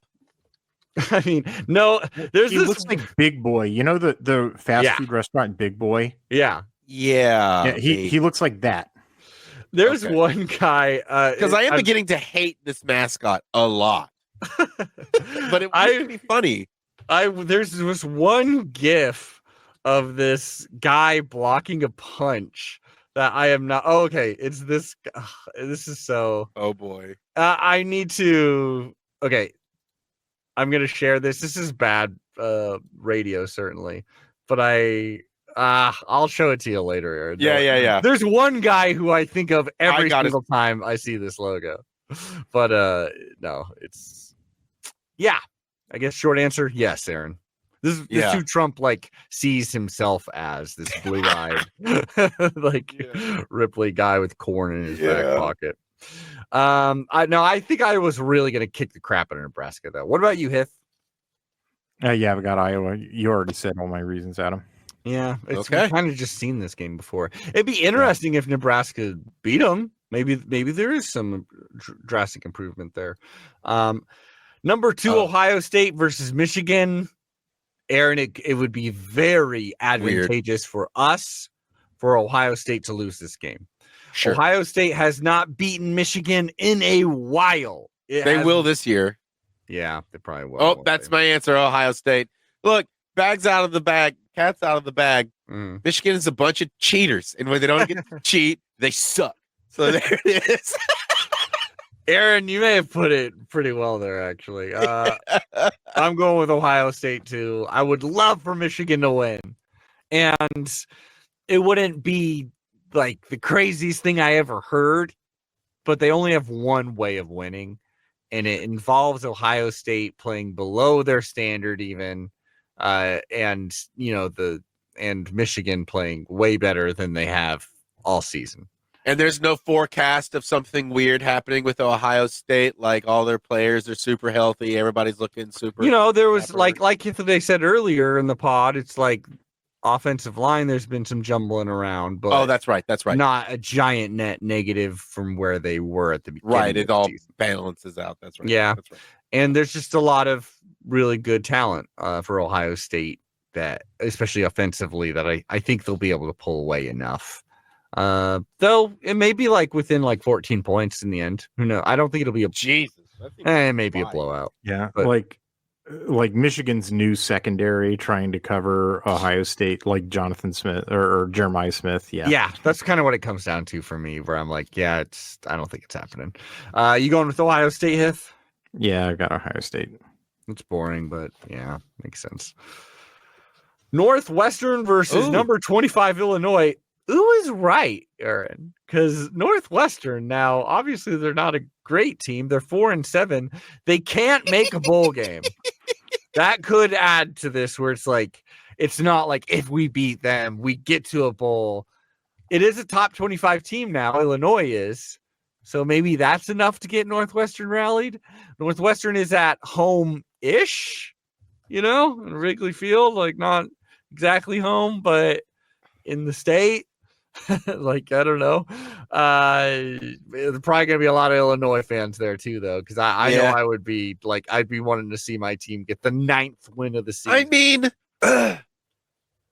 Northwestern seems so goofy to me that I think I'm just gonna pick it. Why not? Because why not? Let's have a good time. When I think of Northwestern, I feel like I've not yet been convinced that a football team exists. That makes sense. Yeah, that makes perfect sense, my man. Illinois is like Northwestern. The best Northwestern could be in this world seems to be like they would be similar to this Illinois team, which is not like the best team, but may get to 9 wins. Illinois is going to win this. Yeah, they are. Sure. And I want them to, because that'd be fun. Yep. Who do you got? They're ranked, baby. That's great for them. They're ranked. I have Illinois. I mean, yes, because Northwestern's bad and Illinois beats bad teams. So like their MO. I mean, like the end. And beating bad teams in this conference will get you 9 wins. Yeah, exactly. Oh man, what this? They should change the name to Net 9. Net 9. I like that. The Net 9. It averages out to about 9. Yeah.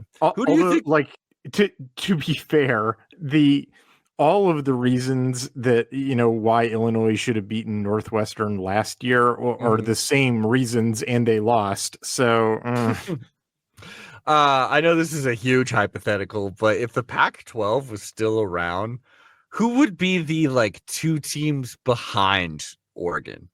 You think it's Arizona State and like a Colorado or someone like that? I know there's so many things that go into that, but would it be Wazoo? You mean in the actual like standings, or do you mean in like F+? Standings? Who do you think's like competing to be in the Pac-12 championship game with Oregon? If it's hard to say. If the Pac-12 were like reconstituted and they were playing each other. Yeah. So the scheduling wise, so Wazoo had to actually play those teams, not like Mountain West teams. Yeah, exactly. Yeah. Okay. So Wazoo wouldn't be going like 10-1 or 9-2. No. They lost to the only other Pac-12 team this season. So yeah, I mean, probably, yeah. Maybe Arizona State. Simply because the Big 12 as it has actually existed this year is like the closest analog to the Pac-12. Right, just a bunch of lunatics with knives. Unfortunately, and maybe Arizona a terrible State has Washington. survived that. So yeah. I'd like to think that. Like, I bet you it would be Washington and Arizona State are like really competing for it, and then Washington goes down to the desert, loses to ASU, and so ASU. Yeah, that would have been fun. ASU versus Oregon, I know who's winning that game, but I love ASU. Let's get into number 4, Penn State versus Maryland. You got Maryland, right? Of course I do. Don't know fucking why. A rainbow connects our fucking coasts between our schools, brother. Absolutely. But not Terrapin Station. Penn State's totally winning this game Yeah. by 4 points. Because they're Penn State. By 4 They points? are Penn State. Yeah. So what's that final score look like to you in your mind? It's like 27-23. Hey, They should beat them by like that's good. They should beat them by like 30 points, but they're going to beat them by 4 points at home. You got to make them look good. You know what I mean? Yeah, and you got to make the visiting team Penn State look average as hell. Hith, you going with Maryland? No, I've got Penn State, and actually, this is no one knows why this is, but the one game a year that James Franklin actually like earns his paycheck for, and like every game, Penn State, Maryland, he just wakes up, smells blood, and wins it by like 40 points. Like, no one knows why, but yeah, like the average margin of victory for Penn State, Maryland over the last since Maryland joined the conference is like 38 points. Like, it's crazy. Yeah. Maybe he had a pet turtle that he hated growing up or something like that. USC versus number 6 Notre Dame. That is right. Notre Dame lost to NIU early in the season, but have actually really kicked butt against and not great teams. But they've been rolling over everyone else, including the only other undefeated team, or one of 3 that were last. It's been an ACC schedule, plus ACC service academies. So like, I would love to play Notre Dame in the playoffs. Let's say that they're kind of the wazoo of the Ooh. I hope we get like I would love to see like Arizona State versus Notre Dame. That would be fun as hell. USC versus Oregon versus Notre Dame would be fun too. USC versus Notre Dame though. The first thing that's got me confused. Yes. This is a non-conference game? Let me tell you, Aaron. So this is something that was happening in the Pac-12 too. USC, they've got to be very special about, they get special privileges. And so they get a rivalry in which it's like every year they play USC Notre Dame because they always have. Got it. And got it. Typically like near the end of the season, and typically they get their butts kicked by Notre Dame. Got it. So it really is the Catholic Church. I mean, not during the versus Pete Carroll vagrants years. of Hollywood. During when USC was USC, they would win. But like during the 70s, early 80s, that was one USC streak, and then during the Carroll years, like 02 to 09, that was another streak. But then otherwise, just like Notre Dame always wins. And now I thought that mascot looked familiar. He looks like Pete Carroll, doesn't he? What, So regal and the beautiful. Fighting Irish? The Fighting Irish? Trojan. Oh, the Trojan? Yeah, that's a young Pete Carroll right there. Definitely. Hell yeah. We love him.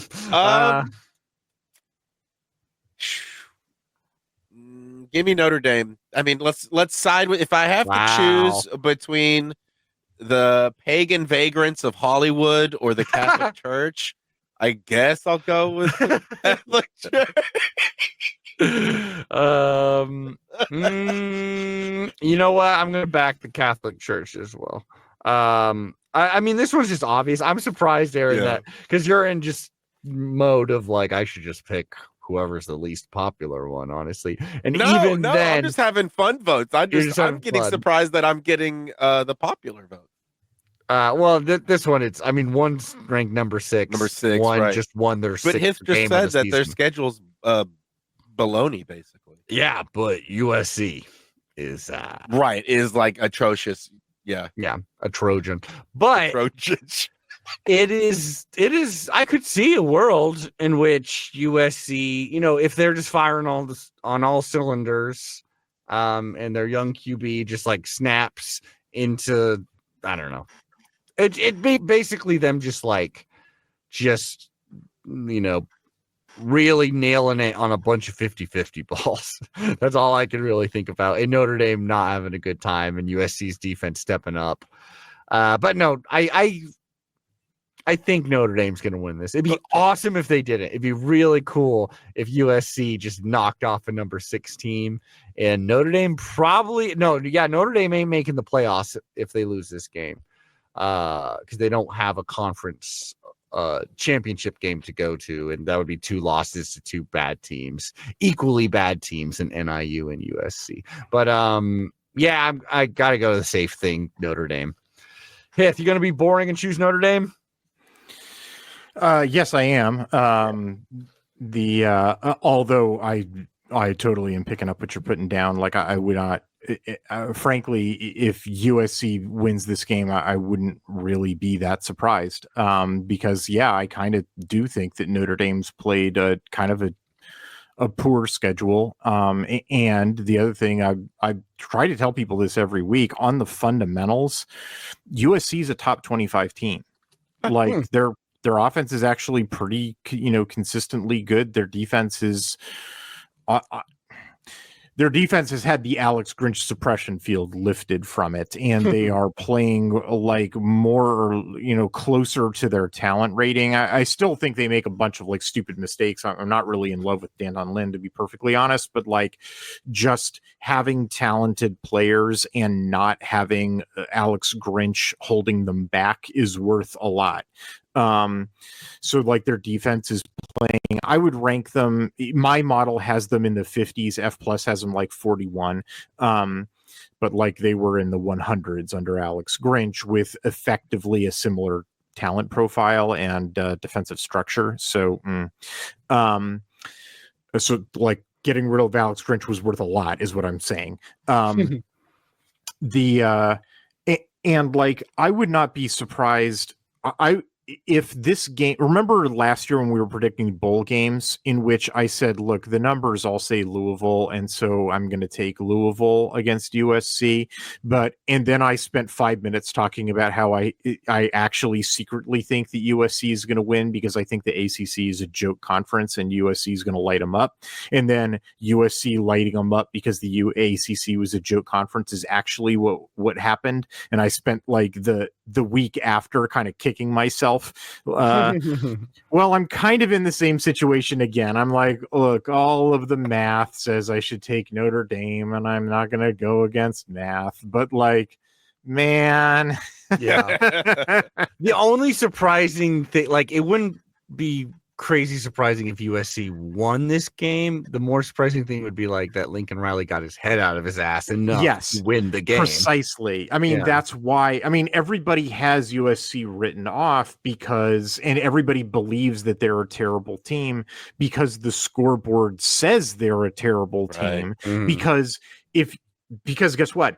If you're a great team on the fundamentals, but on the scoreboard you keep losing games, then you're not a great team. But like all it takes, like you said, Adam, is to pull your head out of your ass, and anybody any week can decide to pull their head out of their ass. And like, hey, could be this week. That's motivational as hell, actually. Yeah. Thank you for saying that. You can't. I put it that way because, like, I'm as a film reviewer, when I see on film a team that is weak on the fundamentals, I'm like, oh, good, this team's weak on the fundamentals. Why? Because you can't improve the fundamentals, by Saturday. On the other hand, when I see a team that's strong on the fundamentals, but they keep derping and making dumb mistakes, and that's why they keep losing, and so maybe their opponents aren't taking them seriously, I start sweating bullets because I'm like, they can choose to be better by Saturday. Lincoln Riley could get sick and someone else takes over, right. And then suddenly they're good. Yeah. Okay, we only got a few more here. This is one of the only interesting ones, actually. Oh wait. Yeah. So we got Michigan State versus Rutgers. Oh, I don't Michigan like State. anything about this one. Yeah. You have been paying attention then. Rutgers is 6-5.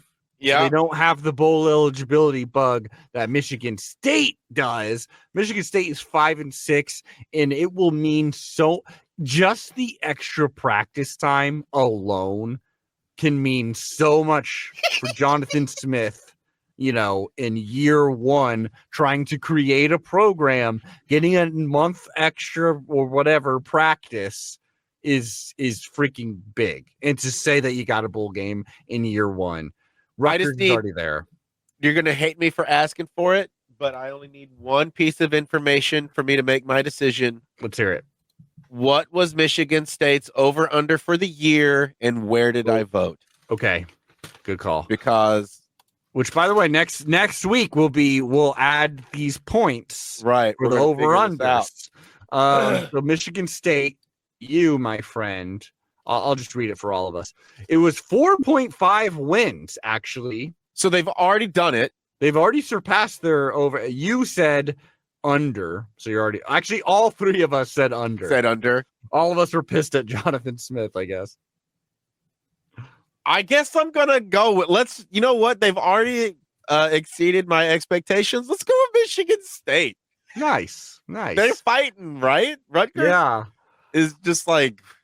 Well, the two wins that they got that I wasn't expecting them to were Maryland and Iowa. You saying that blows my mind. I forgot they beat Iowa. Yeah. That's amazing. Yeah. Let's see. I think I'm gonna like this game.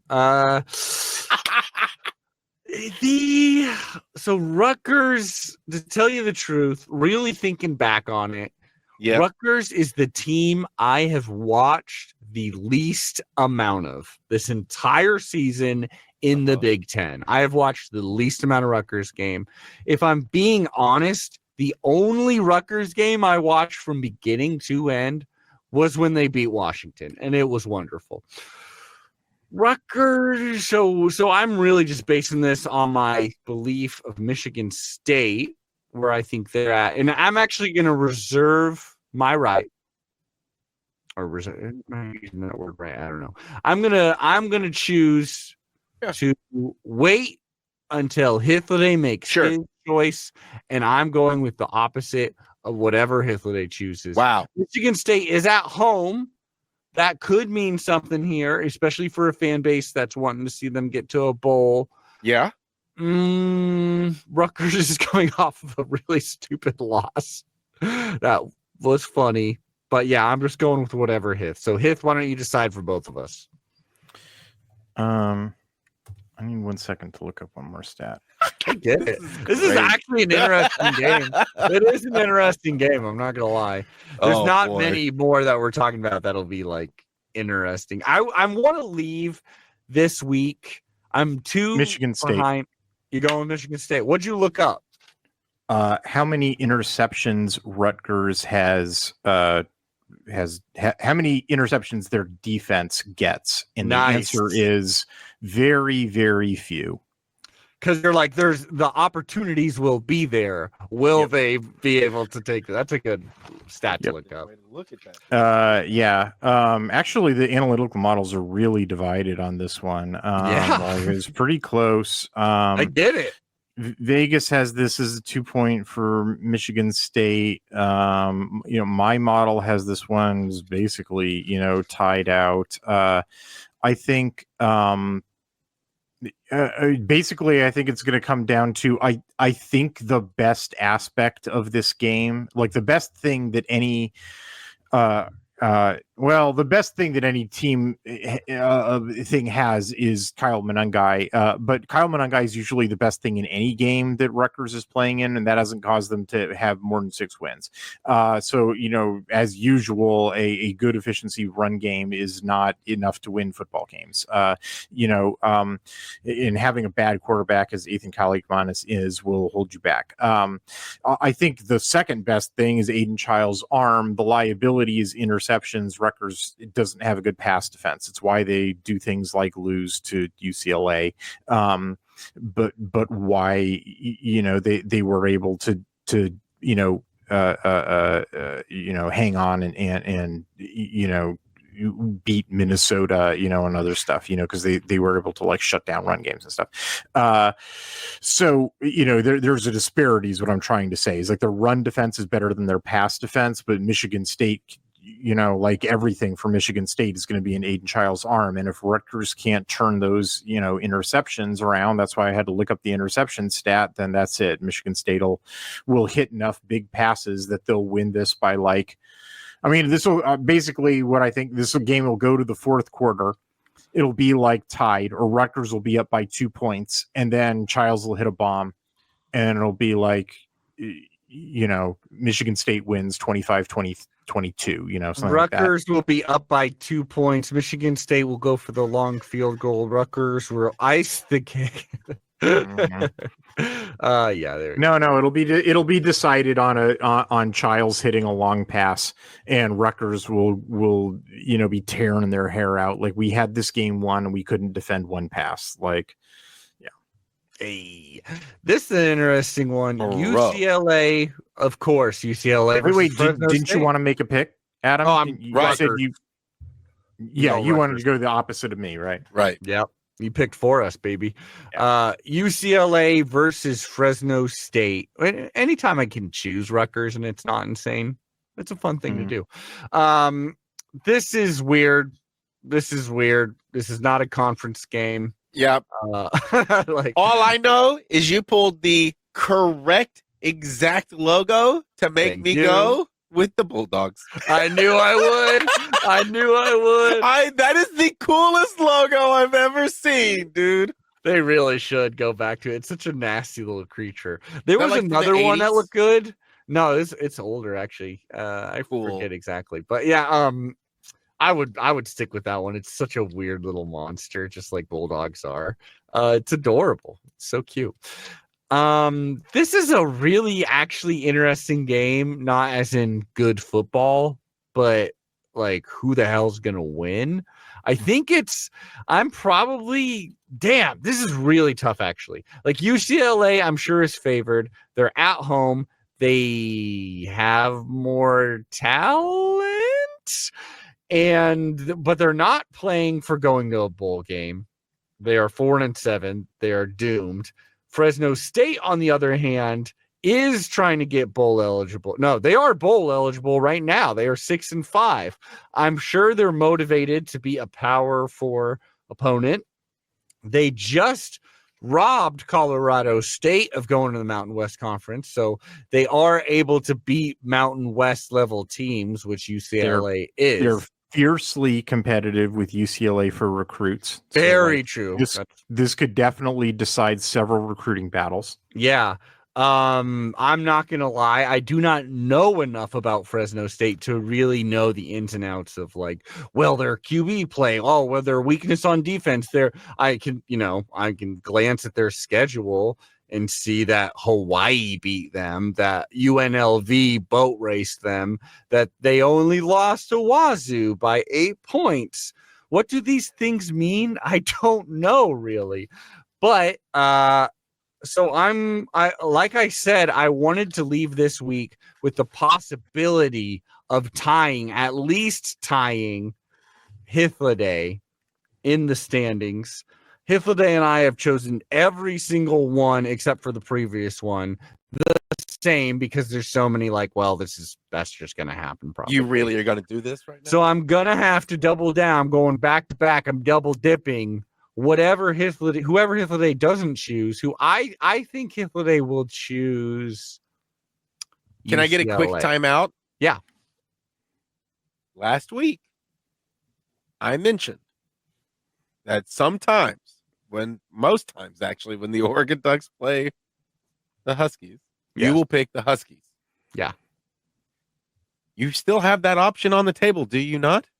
We'll see. I still have that option, but we'll see who I choose when we get there, won't we? Okay. So we'll see. Continue. Time out. Time in. Okay. You didn't really. Okay. Thank you. Thank you for doing that. I think Hifliday will choose UCLA because he's still got a soft spot for this team, and he still wants them to be a little bit better than they were projected to be, or than they are right now. Sure. But I'm just going with whoever he's not choosing. But this actually should be a pretty competitive game because Fresno State really wants it. UCLA doesn't want to lose to Fresno State, but do they have a choice? I don't know.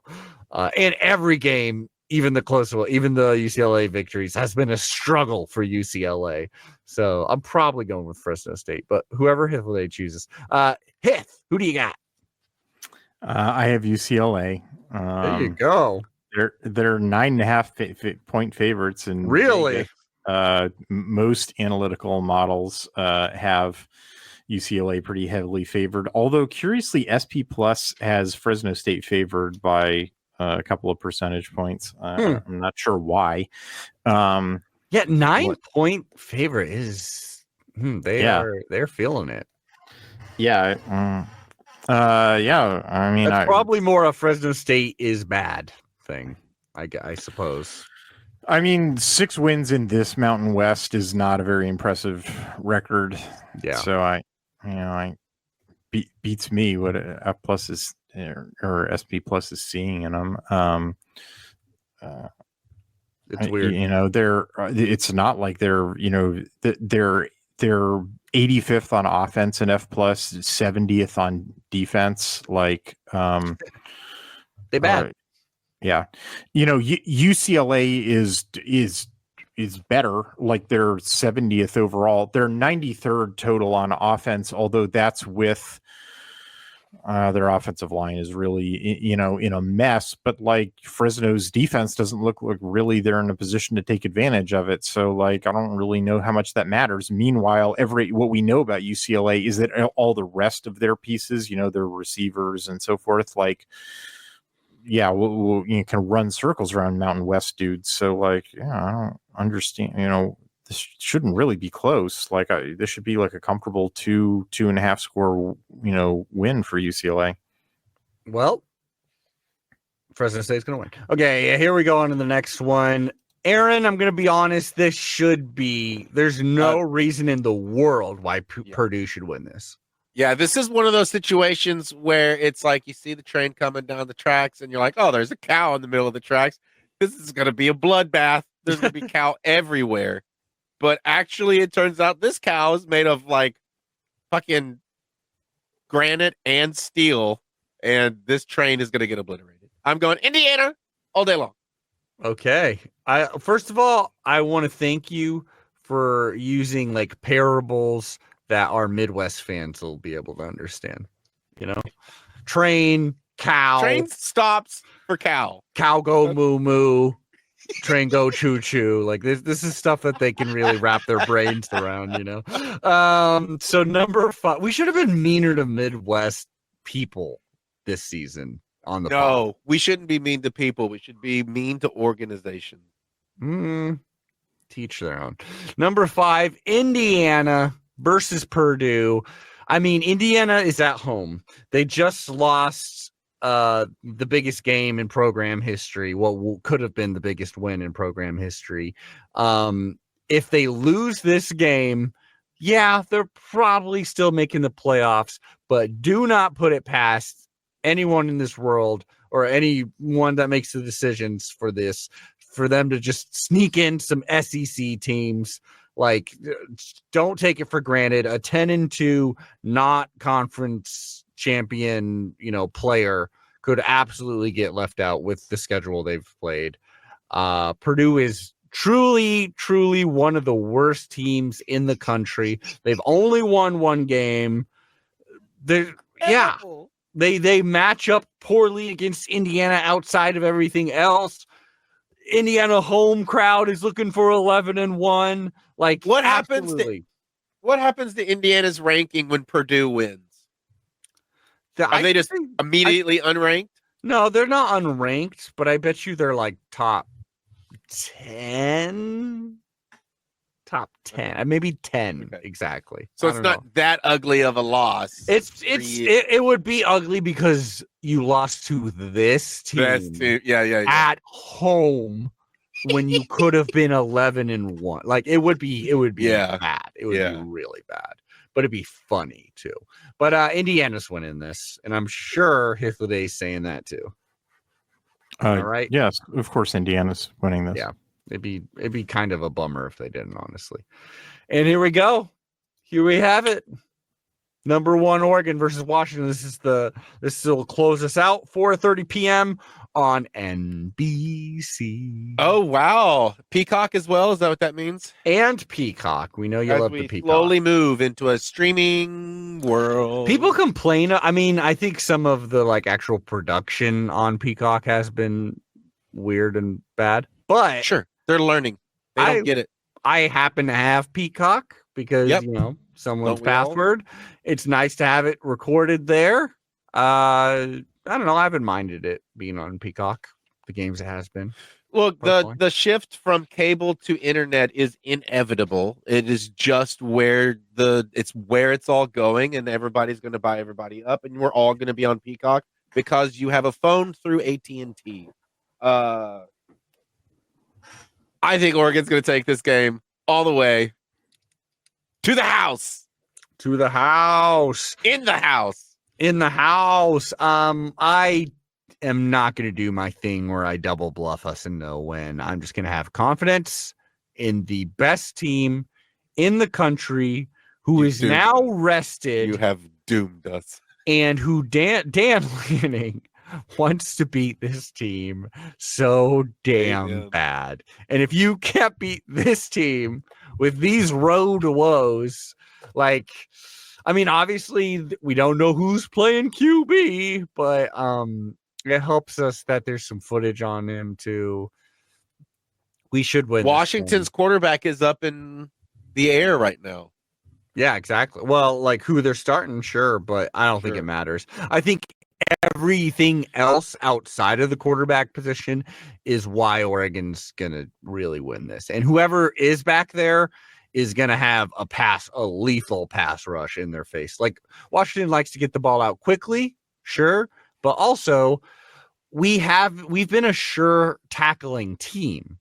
Like we can deal with that too. Like if you want to put the game in in Boss's hand, sure. Like I think we'll still make the sure tackles, get to the QB when we need to, score a bunch of points, coast, have a good third quarter even, and be 12-0 at the end of this season.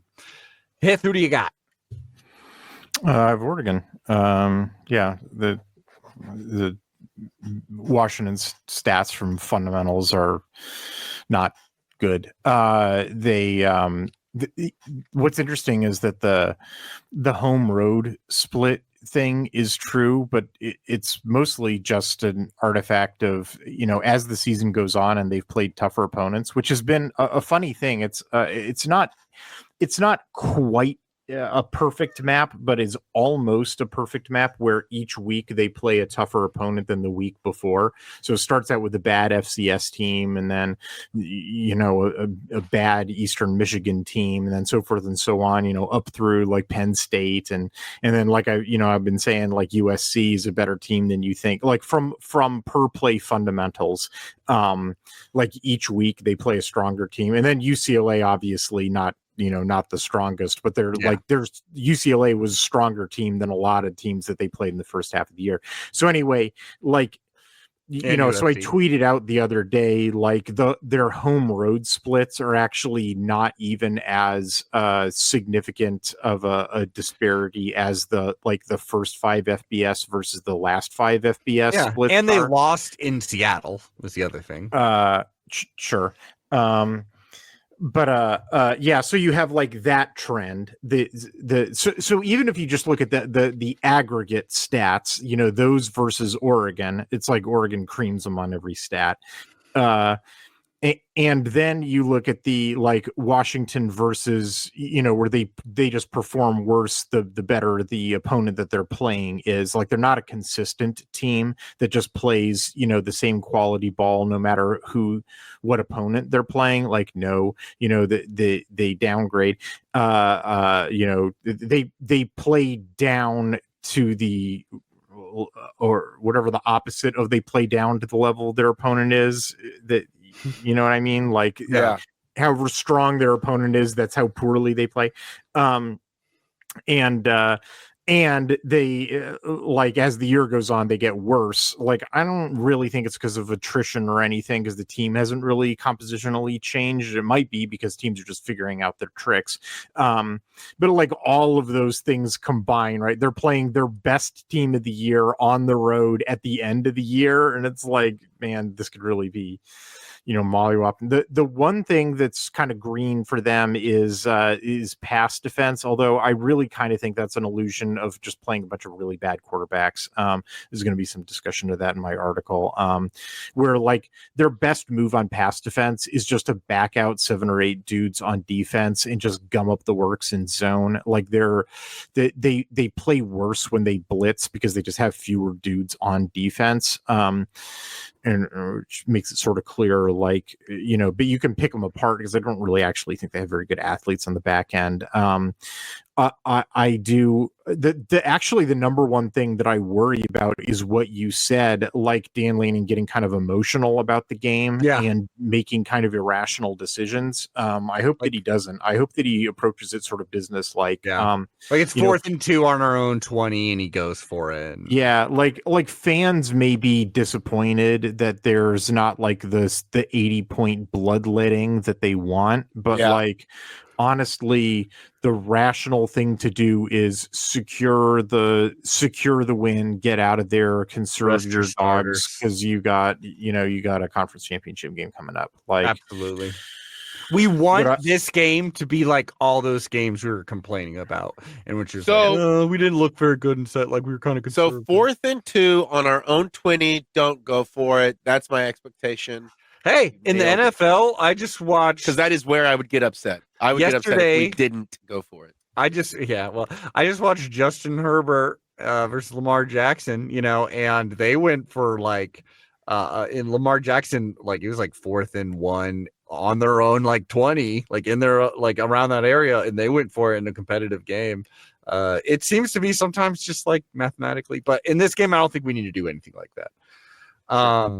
Let's kick the crap out of them, though. That was us picking the big bottom. A little bonus thing for those of you watching us. This is the guy that I think looks like the Huskers mascot, that guy who blocks the punch, wearing a Repent Sinner t-shirt. I really feel like that square head, that Midwest square head thing, that really has the vibe of him. Yeah. Anyway, so you know. Now it's time for our super specific predictions on the Oregon-Washington game, the rivalry game without a name because we hate each other just that much. I'll start. I got one to rip off here. Duck fans will be sweating because to start the game, the first 2 scores, whether they be field goals, touchdowns, anything like that, the first 2 scores will be the Huskies, and we will be freaking out. However, we will then beat them by more than 21 points. Is it because those first 2 scores make it 6-0, or is it could be 14-0? Well, it probably won't be 14-0, but it could be like 10-0, or it could be 6-0. But they will score the first 2 scores, and then we will boat race them. That is one of my prediction. Just because you can't have 4 things in this world. My prediction is that I did a little recon work here, actually, and I checked out the weather for Saturday. Okay. And it's gonna be a beautiful day, it seems like. Beautiful But- day. It's going to be about 45 degrees out on that field, but it's going to feel warmer than that. So my prediction, we're going to see more passes that just pop out of hands than we want to see. Then we want to see. Okay, how many do we want to see? About 2. No more than that. For Oregon side specifically. Yeah. Okay. Yeah, so I'm talking about Oregon specifically. We're going to be getting upset because we're just going to be getting, or maybe it's the Huskies that have it happen to them. One of these teams is going to get a lot of like the pass is just going to be like ping because it's going to be a cold ball. Okay. And they're not going to be prepared for it. How about you give me this? How about you give me at least X amount of Here it drop is. passes? Here it is. Okay, thank you. That's the word. Drop passes. So there will be 2 return touchdowns by the Oregon Ducks because of Huskies dropped passes. Well, I want to see that. So you're saying baby. there will be so 2 dropped passes will be returned for scores. Correct. I love how that started as like the most vague, obvious, like, yeah, that's gonna happen. There's gonna be like 2 drop out, 2 I didn't like know now. Yeah, I didn't know how to say it exactly because this cold thing is going to affect that ball. I love that. 2 dropped passes And returned for scores. Yeah, and you bet your ass, Nice. Betcher will be returning one of them. That sounds about right. That sounds about right. Oh man. Honestly, you know who the other person should be? Jabbar Muhammad, their old player. He can have it. Okay. We'll let him have it. Okay. Hith, take us home. This one's going to be a repeat. It's an oldie but a goodie. Washington. First of all, I think they're going to start Will Rogers. I don't think they're going to do the quarterback switch. I don't think it would be a good idea. Yeah. That you may see Damon Williams later in the game. I think he'll be in. But I think they're going to start Will Rogers. And they have a tell that's similar to the Michigan State tell, where when they go under center with 2 tight ends, not 1 tight end, but 2 tight ends. It's the vast majority of the time it's a bootleg to the wide side of the field where they set up the throw, and it's naked, they don't protect it, and you can just. And it'll pop out on film. Tasha's going to see it, and they're going to light that guy up. Oh yeah. Does this helmet fly off? Oh boy. Usually he's not Jackson Dart. He usually has it strapped on. But yeah, look for a couple of sacks on. That's not the only one. Washington has a couple of others where it's a tell.